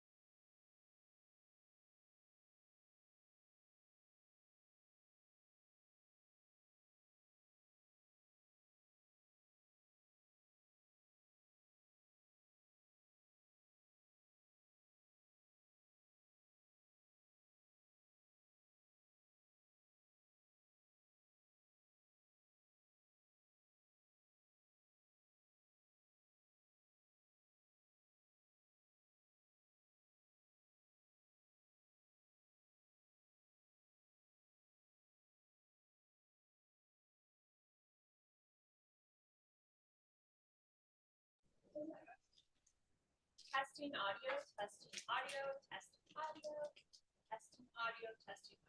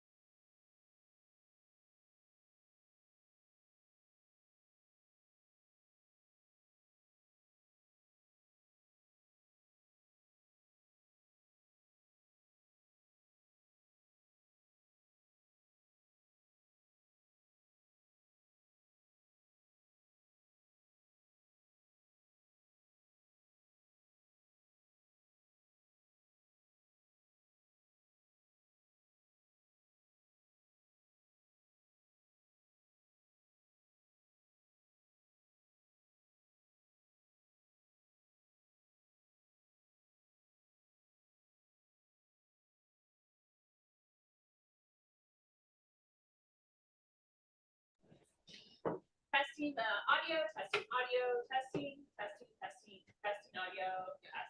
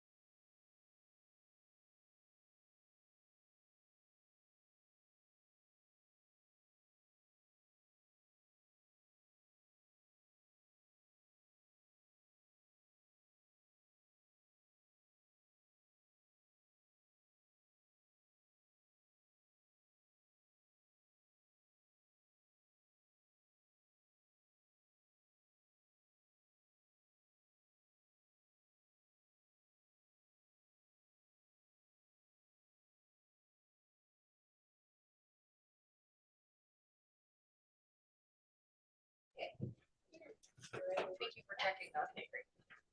Okay, we have Article 1, which is going to be passed around.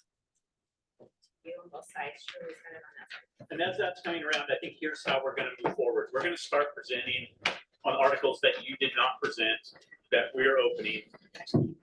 We're gonna go either until we're done or we hit 3:30. Because at 3:30, we figured both teams probably need like a 15-minute caucus to talk about agenda for next time, and then we would need, I'm trying to be respectful of end time for people, so does that make sense? Does that work for you guys? I think that will work for us, yeah. Awesome. Okay, thank you. All right. Does everybody have article one? Started off at the top.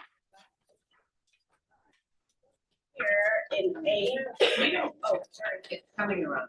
You know, I have it. all right, yes. Yeah, we're all happy. Okay. Awesome. Right there.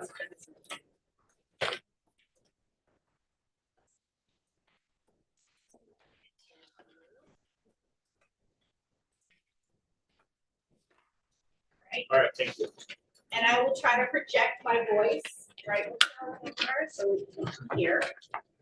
So in section A, recognition, we are proposing to eliminate some titles that are no longer used within our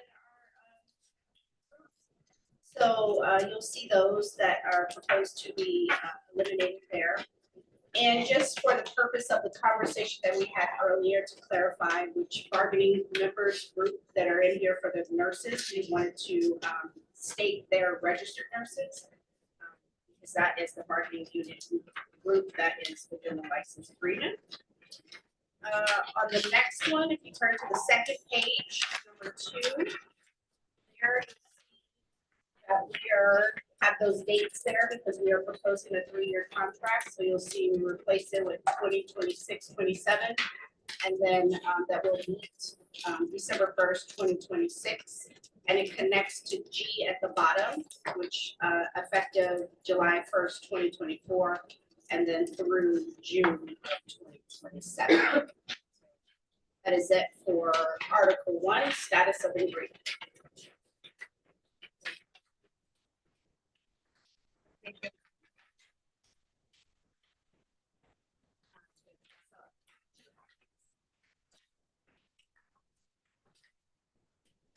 Article 2.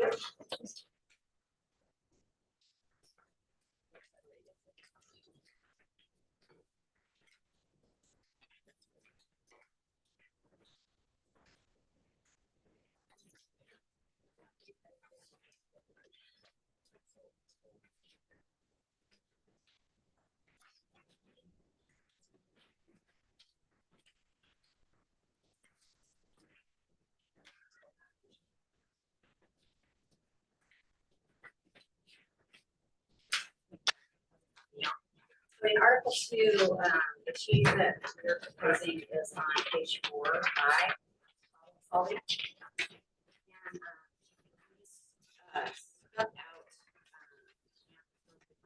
because regularly we're meeting with representatives and us and serving with other people.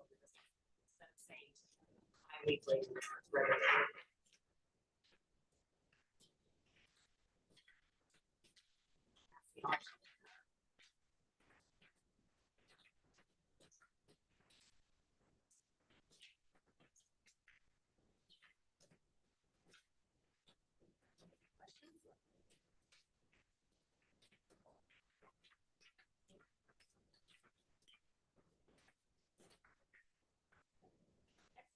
Or there's also another part to it.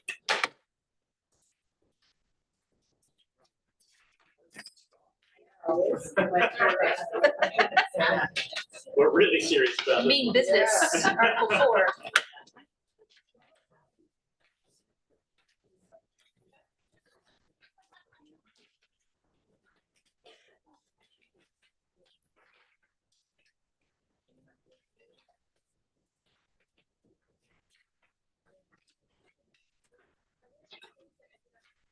There are extras of 2? Okay, that they needed them back there.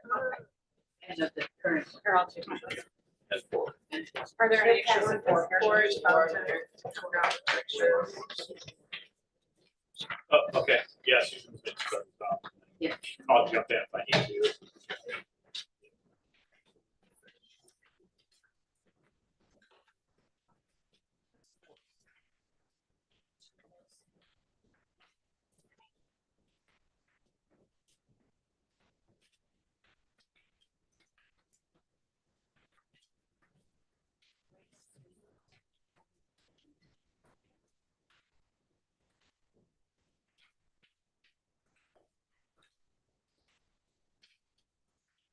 We're almost there. Just everybody needs a copy and we've got one more.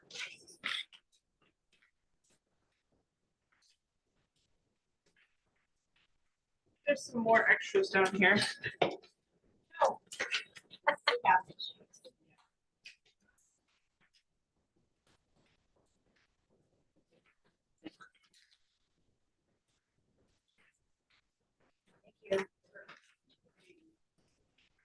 I think we all have Article 4.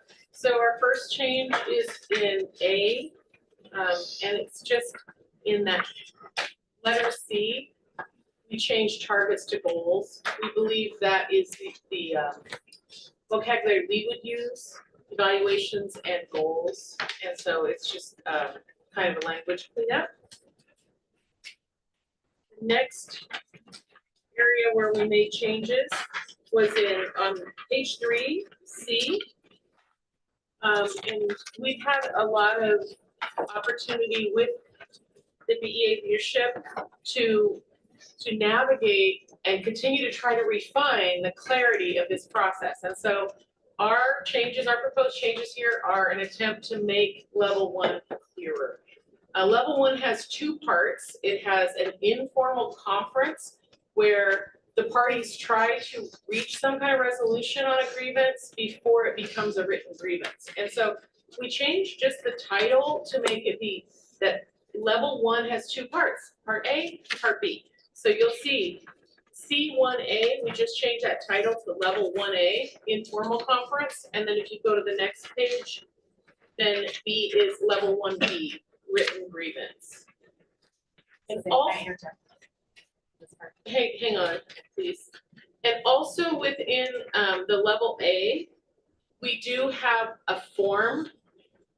Already in our appendix, there's a form for the written grievance, but again, in an effort to make this process clearer and to communicate better, we also made a form to fill out to request the informal conference. So that is a form that really signals that all the parties understand a grievance is underway, like this is possibly a grievance. This isn't just some conversation in the hallway. So I'll let Janine talk a little bit about the form. We also passed that out. I think everybody has that. Janine, do you want to speak a little bit about the grievance? Oh, okay. I think I'll just keep going and then we'll get to the form if you're okay with that. All right, so level 1A and level 1B is just an attempt to make the process clearer. There are times that a grievance doesn't come to BEA leadership or to our attention when it's at those lower levels. And so this is just a way to help those lower levels have some guidance and some parameters. All right, enough about that. Then section 2, level 2, superintendent or designee, we just changed the title there. Really, the 2 titles are the meeting and the decision. The decision may spur an appeal, but the section we feel is misnamed as appeal. Again, it's just better wording, we think. And our next change is in level 3, the school board level. And then you'll see more edits here. I'd like to just speak to the concept behind the edits. We have had some experience moving through this level, and it's also been confusing. It's been confusing about what the process is. So our attempt here is just to make that clearer. That when we get to level 3, the board is involved and the board will have a hearing and hear the grievance appeal. We eliminated language that said that both parties need to create a written summary because of the language in here that says they'll have the grievance record. And we feel like the grievance record should be clear. So there are various edits here. I don't know if Brian or anybody else wants to add anything else, but it's really in the service of that, making that process a little bit easier to follow. Okay, I'm going to keep going and then I'll get back to your, oh, I'm not going anymore. That's the last one. So back to the form. Are we ready? So yeah, everybody has a copy, correct?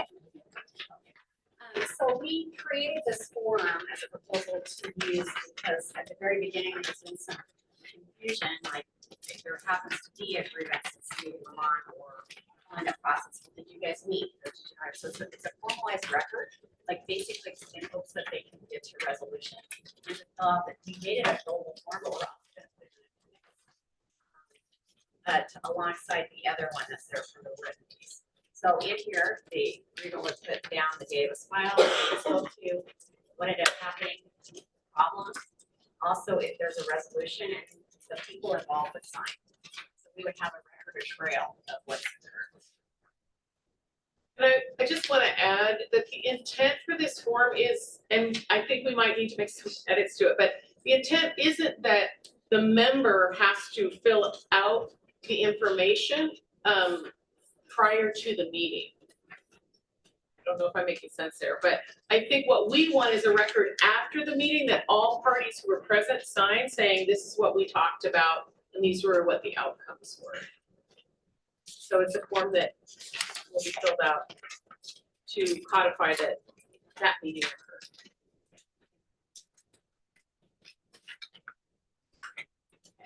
You have a question? Susan, I you have a question. I'm so sorry, I do have a question. I'm sorry, I'm not sorry. I start every sentence with I'm so sorry, I'm working on it. Susan, I just want to ask in level 3, you talked about the grievance record. I'm just wondering what all would be included in the grievance record? Yeah. Well, if you guys agreed to this form, this form would be an grievance record, but then each level you would have an appeal to the next level and there would be a corresponding decision at that level. So both the initial grievance, well, first this form, then the written grievance, the decision at that level, the appeal to level 2, the decision at level 2. Correct. And then I guess the appeal up to the board level. Got it.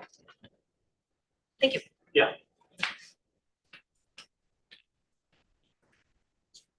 Yeah, Sarah, go ahead, ask your question. Additional question about the form. I think I heard that the grievant would not necessarily be the person reporting on the form. Who is the person that you believe would be? Well, it would be the person that they're, they're in, like that's a principal, the admin, or whatever, but they would be doing it in tandem really because the signature's at the very bottom. But it doesn't have to happen prior to the meeting. Say they had an informal meeting, right? And then they want to capture what occurred. Sure. Yeah. I have a follow-up if that's okay. Yeah. So if we're in a joint meeting, trying to solve a problem at a low level, and an administrator is proposing a resolution or solution that is not acceptable to the grievant, would they indicate that by not signing? Would they indicate that by, like, how would that be reflected? If this is meant to be part of the record, how would that be reflected as record? I would think one of two ways, either in the resolution or solution section, it would say like none reached or something like that. Or I guess if you wanted to be really detailed, you'd say it was proposed that such and such happened. There was no agreement on that. The only thing I would add to this is just in hearing from administrators, sometimes when you have this informal level, you don't know if is the person in there and they just are venting or getting something off their chest. Are they looking for some collaborative problem solving? Are they approaching this as a grievance? So I hear from administrators, I left that conversation and I didn't even know it was the level 1 grievance meeting. And sometimes those happen in the hallway or you didn't even think you had it. And then a formal grievance gets filed and you say, well, wait a minute, we never had the informal conference. And then the person says, well, yeah, don't you remember I stopped you on the way to lunch last week and asked you about this, and it probably never registered for the administrator that it was a grievance meeting. So our timelines are then built off of this informal. So for us, it's important to know when the informal happened. So that's really what we're trying to do. I think we're open to input on what this form would look like, who would be responsible for filling out the form, all of those things. And what's important is to have documentation and especially to know that conversation that just happened was in fact a level 1 grievance conversation. Katie has a question. Susan, what I heard you say is that this form, this 1A that you handed out, is kind of to be filled out after the meeting. Like that informal conference, but at the top it says an informal conference will be scheduled after the member gives the meeting. So those things are. Yeah, I think it has to do with the design of the form could be improved.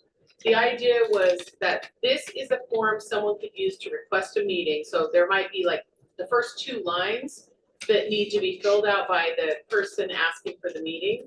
And then the rest of it, they would fill out jointly in the meeting. the two parties. So we need, So you would use it to both a request meeting and then bring it back to the meeting as well. correct, And it's, you said the intent is it to be fillable on. yes. Thank you. Yep.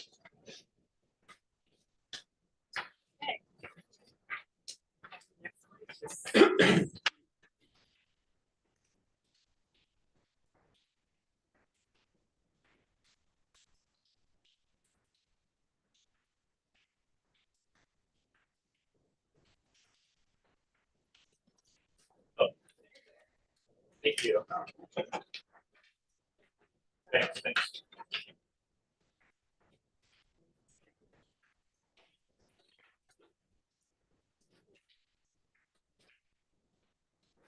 Yeah, I want that. Everybody have articles, did I make it all the way around? They met right there, so. Okay. Article 6, which is currently called complaints concerning employee performance. We actually think that's sort of limiting, if not a misnomer. I mean, for us, the complaint procedure governs a full range of complaints, and quite honestly, more often than not, they're about actions or behavior or conduct. A complaint about performance almost sounds evaluatory in a way, but really when the district is the recipient of complaint, may be about performance, but it may also be about conduct or actions or behaviors. So we think it's a more comprehensive title to just say complaint procedure. That same thinking is represented there in section A, when a complaint about an employee is received instead of an employee's performance, because again, it may not necessarily be performance related. And then that same change represented down in A3 with our proposed strike of to the employee's performance. You note that in A3 right now, this covers complaints from a parent, citizen, or staff member, colleague. Number 4 then talks about one category of student complaint that feels like it's covered here. For us, it's a little confusing because the student complaints that are described in 4 are situations where there's like a criminal investigation ongoing. And honestly, those would be the not complaints we would typically process through the contractual complaint procedure. By the time we have law enforcement involved, we're in a whole different ballgame. So complaints, we would not have informal kind of problem solving on those complaints. We would, and oftentimes they are out of the district's control almost immediately. Nowadays, if it's child abuse or sexual misconduct, they go straight to TSPC. They may take over the investigation.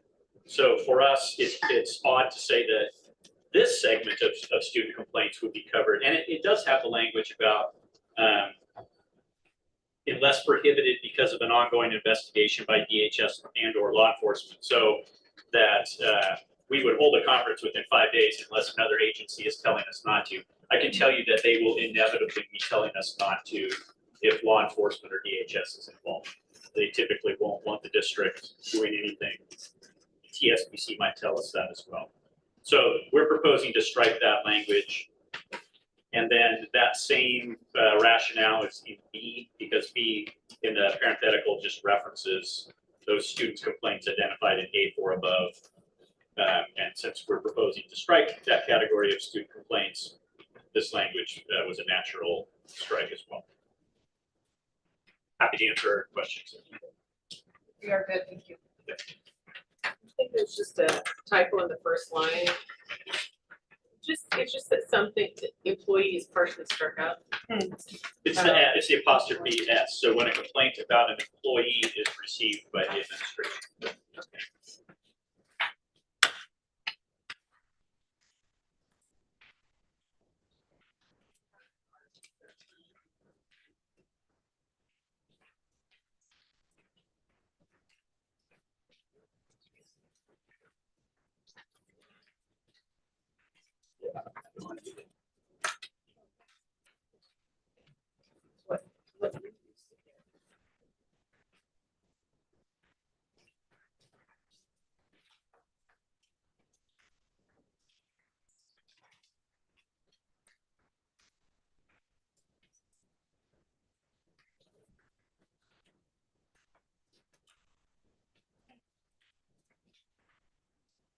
Everybody have Article 13?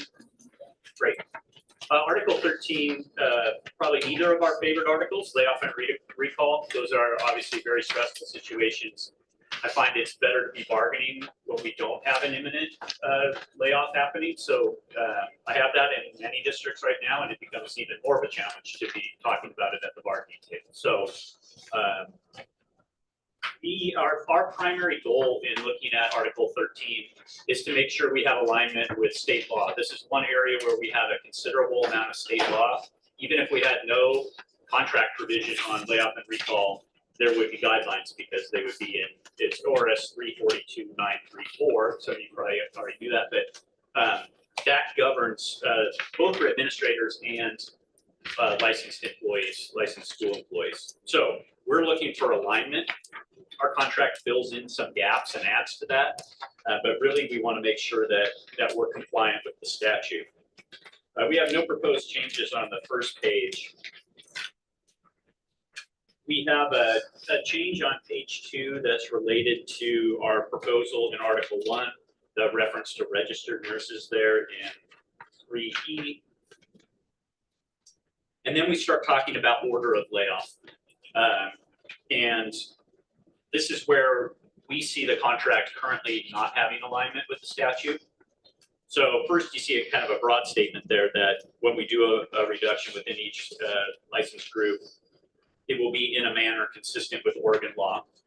That's just to reflect the fact that we are bound by that statute. Temporary employees within the license endorsement level are designated as the first level in a reduction in force. Second, it talks about probationary employees shall be reduced next. That doesn't reflect the fact that under the law, there are times when a less senior person is retained over a more senior person, or that can happen. There's a potential for that. And so we've added unless competence, and that term is referenced in the law, merit or now bilingual or cultural expertise are utilized to retain a less senior teacher over a more senior teacher. The first two of those would be under the law discretionary on the part of the district, whether to utilize competence or merit. As it now appears under the law, bilingual/cultural expertise would be a mandate for the district to apply. So just a little background there. Then we keep going on with the kind of the next level. Then you would move on to everybody else, I suppose, who wasn't temporary or probationary. In number 5, the retention of contract and probationary employees shall reasonably be determined by the district on the basis of license endorsement level. Absolutely, people have to be licensed to and endorsed to occupy the remaining positions. Seniority, and then competence or bilingual and cultural expertise are the two pieces that are missing that are present in the statute.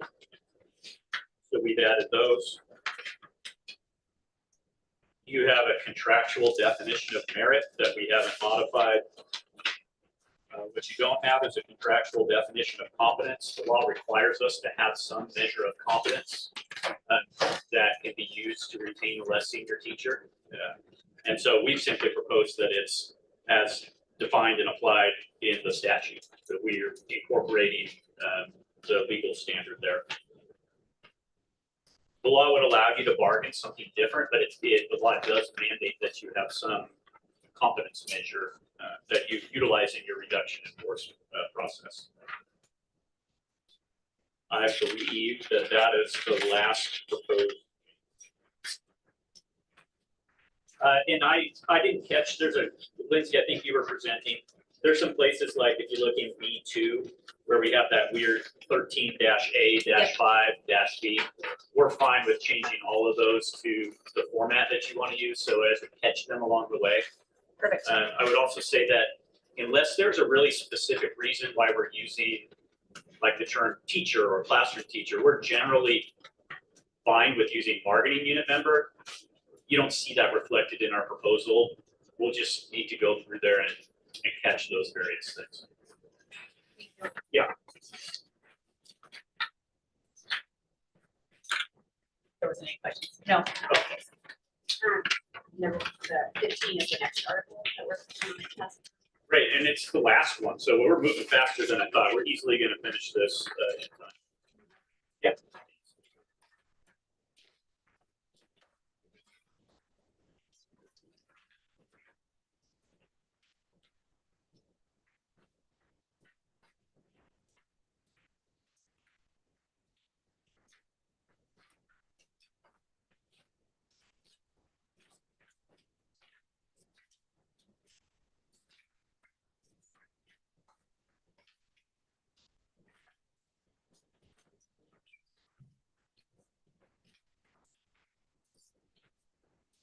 Like everybody has Article 15.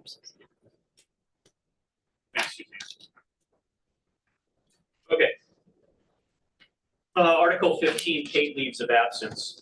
Again, one of our, from our perspective, our big jobs here in this article is to make sure we're in compliance with a variety of laws. As you know, we've got an intersection of all sorts of statutes in this article. We've got Oregon sick leave law, Oregon sick time law, now paid leave Oregon, FEMLA, OFLA. So trying to always make sure our contract is staying up to pace with those various changes in the law.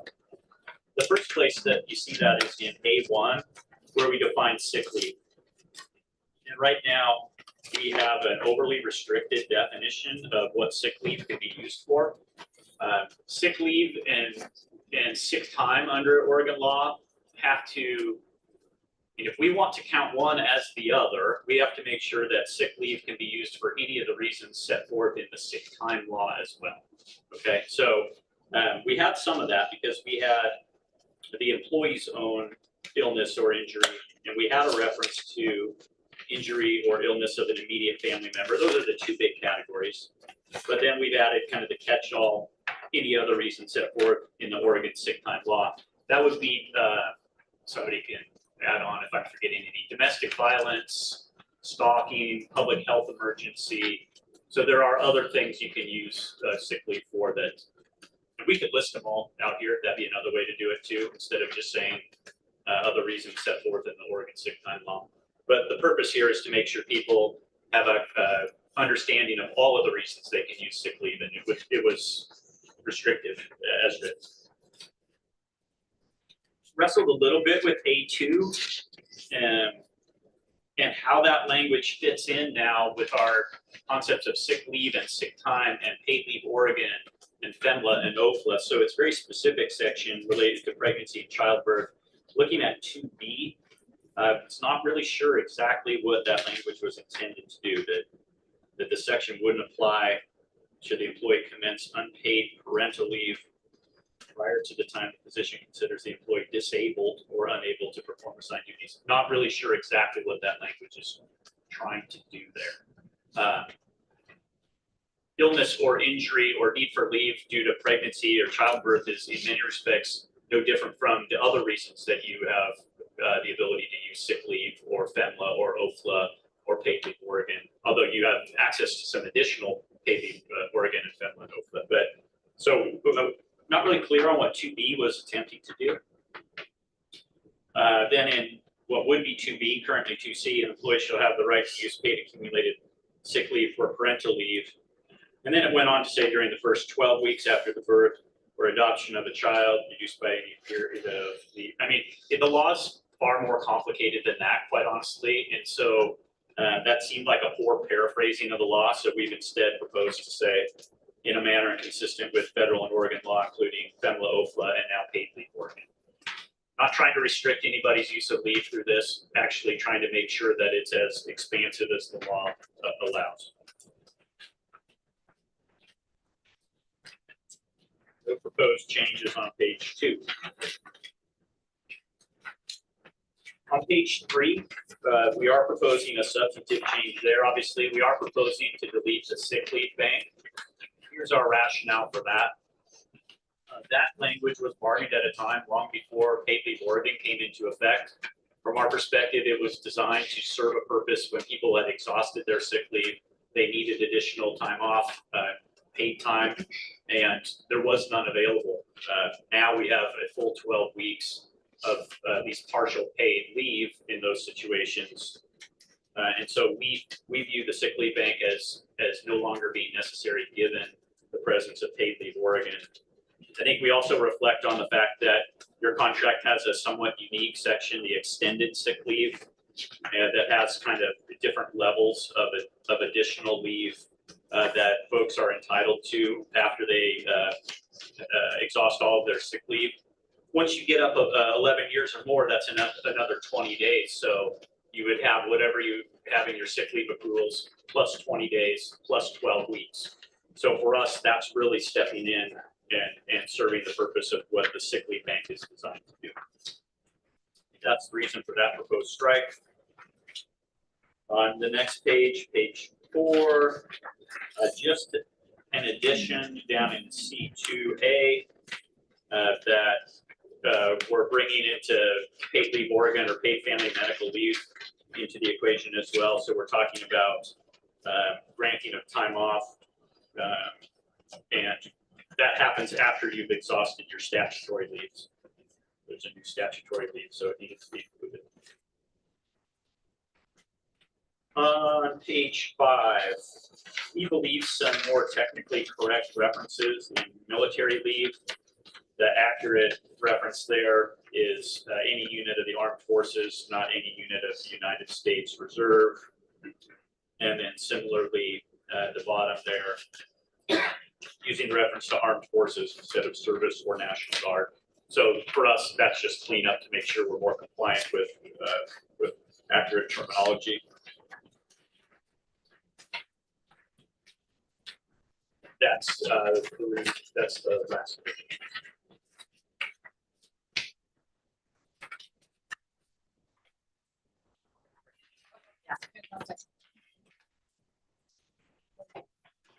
So I think then, Janine, the next thing that we agreed to was that we will go into caucus unless there are any further questions, and then we will come back. At 3:30. Sure. Okay. Yeah, that works great. Thank you. Thank you.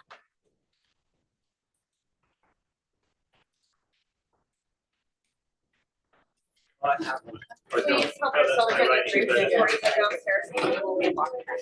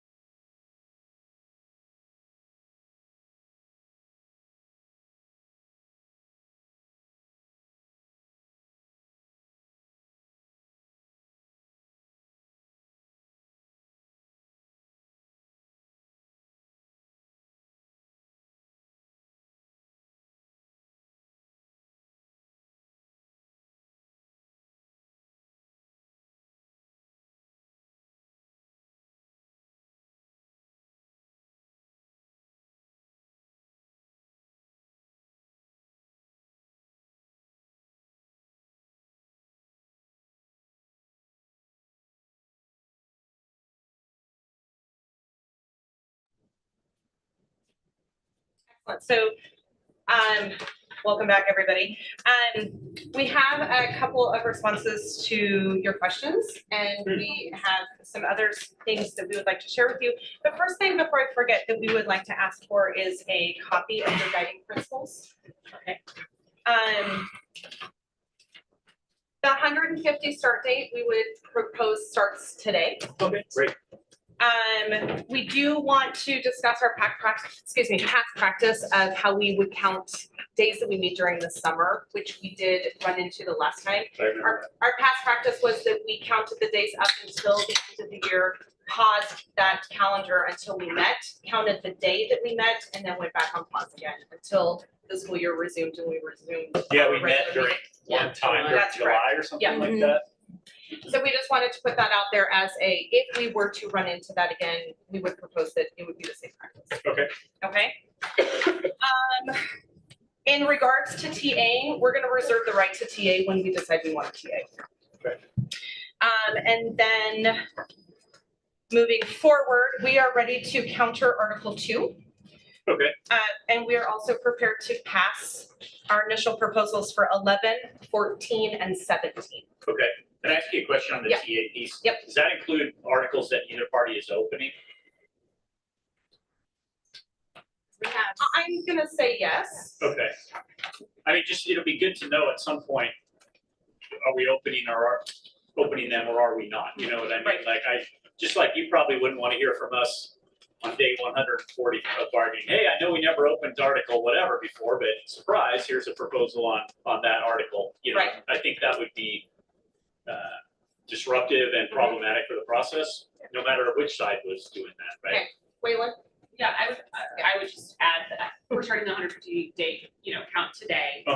And so it'd be great to kind of revisit that after all of the initial proposals are Okay. passed. Knowing that we're not promising to TA everything else at that point. Also, there's a short session going on, right? So sometimes impacts come along that are a part of short session and you want to be able to. Okay, all right, fair enough.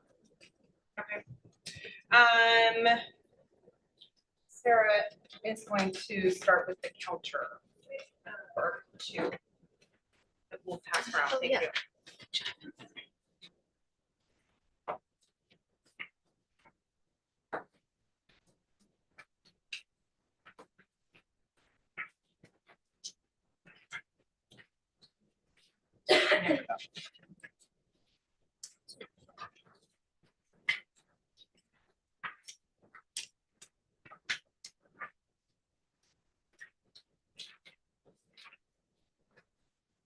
This is the BEA counter for Article 2.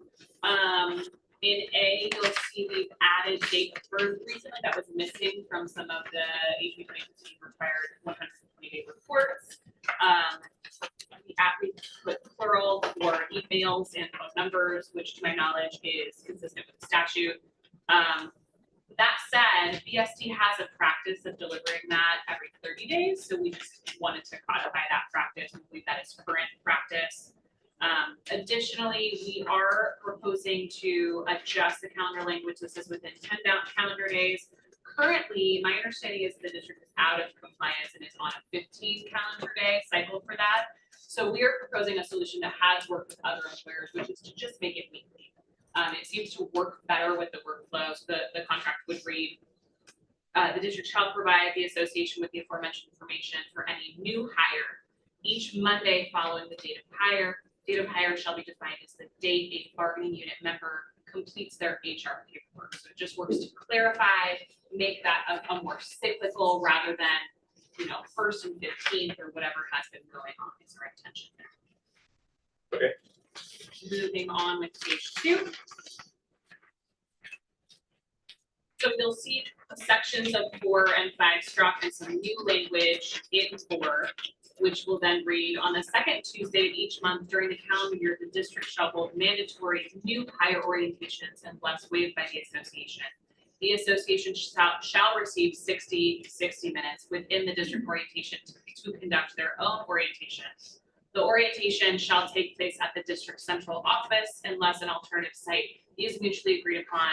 All new hires and designated association representatives who attend the orientation shall not suffer any loss of pay or benefits. So according to my understanding of the statute, it obviously is a requirement to get a paid new orientation time with each new hire. And my understanding of the current district practice is that the employer does not actually require new hires to attend an orientation. It's rather new educators. And there's a waiver for folks that have been educators in other places, which is out of compliance with the statute. So we require that time with all new hires, regardless of their previous education experience. We also believe it's a really great practice to hold orientation with all new hires because working here is different than working somewhere else. So we would love to also have that time to welcome folks to the union, which is in line with House Bill 2016. We did also change in 6 student contact hours instead of regular hours, which we believe is in line with the statute as well.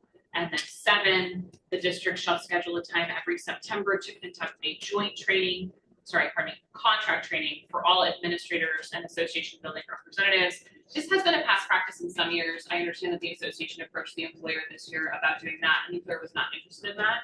We believe that the turnover that sometimes happens with administration is just a great practice to have annually. We've experienced some kerfuffle sort of situations with new hired administrators who maybe were less familiar with the contract than they could have been if we took the time ahead of time to provide this. And then we get to Katie. Okay, I lied to you. I'm not getting Page 3, we have struck 5. We believe this is within current practice, and there are more changes on page 4 that align with this. So under H, we have struck 150 days and just put release days for members annually for any reason.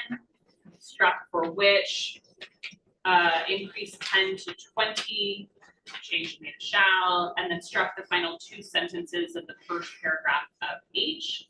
We believe we are living beyond what's currently in the contract, and so we are trying to codify current practice instead of having sort of serial MOUs to constantly adjust this.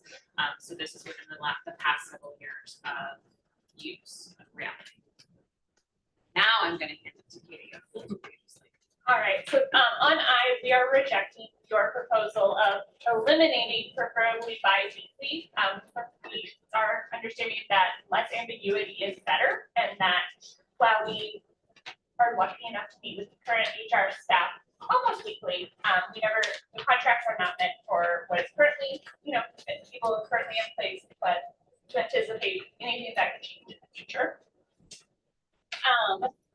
Moving on to the back, we are adding M, which is called Calendar Committee. And it reads, by November 1st of each year, both the district and the association shall appoint 4 representatives each to serve on the Calendar Committee. An initial meeting of the committee shall take place before February 1st. At that meeting, the district shall present a review and discussion of a draft calendar that includes proposed school year start and end dates, holidays, placement of non-student contact days, and any inclusion of inclement weather makeup days.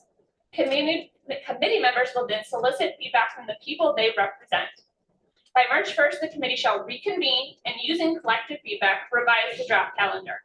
During the following school board meeting, the committee shall present the revised calendar for board approval. So we are looking to have more member voice in the creation of the calendar, and that we believe that this calendar should be presented jointly to the school board for approval.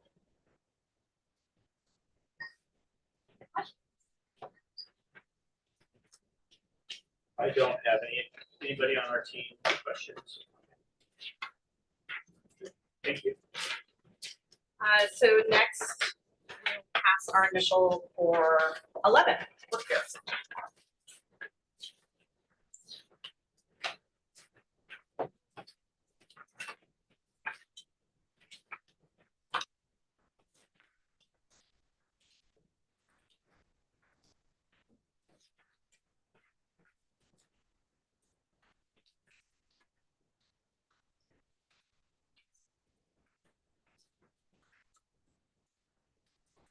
Okay, so I'm going to bring your attention to A4. We're proposing the add-in of the language from a location of their choice for bargaining unit members to grade work and create report cards, which is our current practice of allowing those members to do that work from those places. Bringing down to 5D. We're proposing the language, the district shall develop a calendar for professional development for each academic year no later than June 1st of the previous year. Bargaining unit members shall be released to attend district-sponsored PD specific to their assignment in lieu of their work sites PD. We've run into a handful of situations with members where there are PDs that are offered that are specific to their position that they have to attend on their planning time in that other half of the day because they're being required to attend PD at their building sites that are irrelevant to their job-specific position. So we're asking that they be released to be able to not have to pick or choose or use their planned time to attend PD that best supports them in their role. B1, we're adding the language CTP and ACE, which we're bringing in from an MOU that we currently have in regards to elementary, middle school CTP and ACE.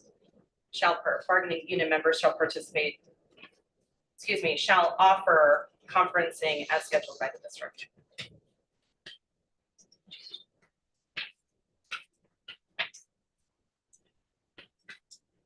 The last two changes are on the back for C, emergency closure. We're proposing in one that we add the language unsafe conditions as have been defined in Article 8, I. I think that's an I. It is. And then for number 3, we're proposing changing the word learning to work. The district shall notify the association and bargain upon demand in accordance with ORS 243698 prior to initiating remote work on inclement weather days.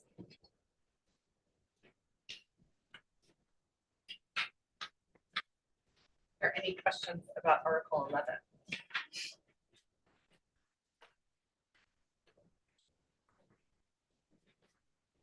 So next is Article 14.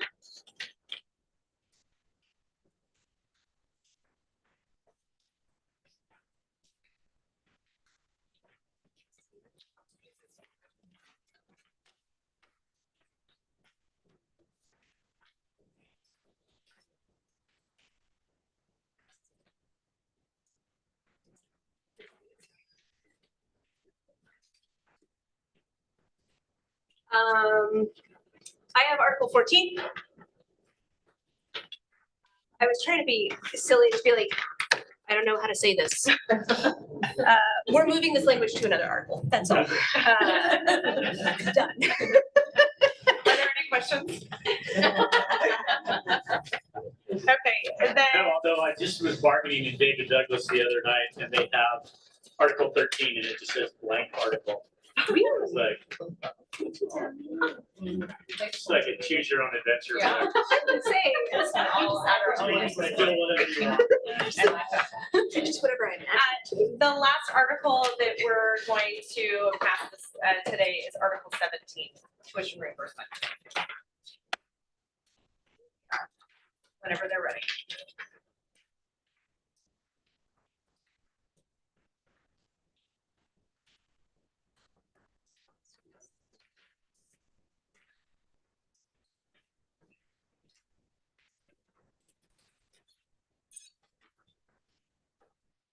The main change on Article 17 for tuition reimbursement is under A23.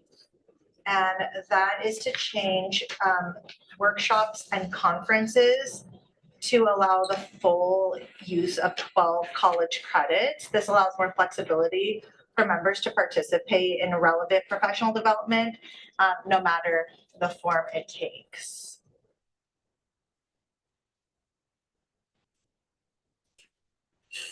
Are there any questions about Article 17? No, it looks like the rest is just the Yeah. bargaining unit. Yeah.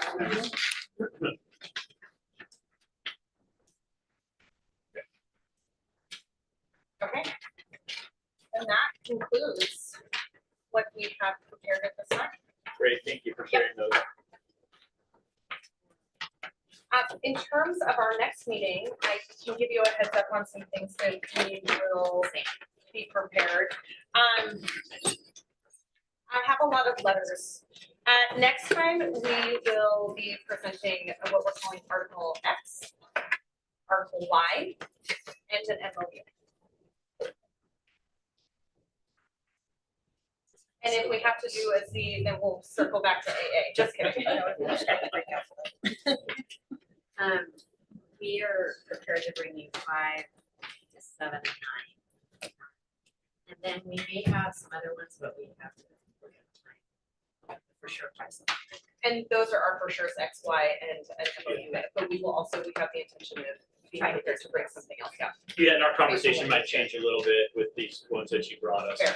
So that may add to our list. Okay. Susan, Yes. can I just ask, what were their counters? Oh, 5, 7, 9. 5, 7, 9. That's the same Thank you. For next time. Those will be a mix of, I don't know that we were opening 5. But otherwise, it'll be a mix of an opening proposal. I mean, it'll be a counter. Yeah, right. It'll be a hybrid. Yeah. Okay. Did you copy the agenda or did you?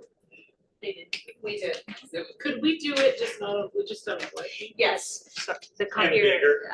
understandably, Oh, yeah. understandably, Susan, the copier was full of blue paper. It's my fault. Super important to get the colors right. Yep, yep.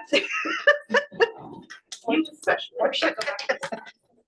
So not blue, larger fonts, and the next one we need. Can I ask a question? We're gonna be at our offices. Lunch, I guess, is that's never mind. I was just gonna ask a question, clarifying question about like, next time we, because we come a half an hour early. If that's gonna be the regular where we have our lunch, or we're never gonna have our lunch together, or is it, because we get lunch together? I don't have an answer for you. Maybe depends on what we're doing on Yeah, the and day that's or why I something. think we talked. Okay. Anything else we need to add to the agenda, or anything else you'd like added? Oh, okay. I have that our next meeting is March 7th, from 4 to 8. Okay. And for the record, I personally, having been a part of the team last year, I really appreciate that we were able to get these dates on the calendar ahead of time. And that was really nice to see. So thank you for that. That's everything. Great, thank you. Thank you so much. Would you like us to bring your name tags? What do we do? Do we take them? Oh, they're yours, yeah. We can take them and we'll just bring everything. Yeah. Okay, Yeah. Just leave them and we'll bring them. I'll leave it.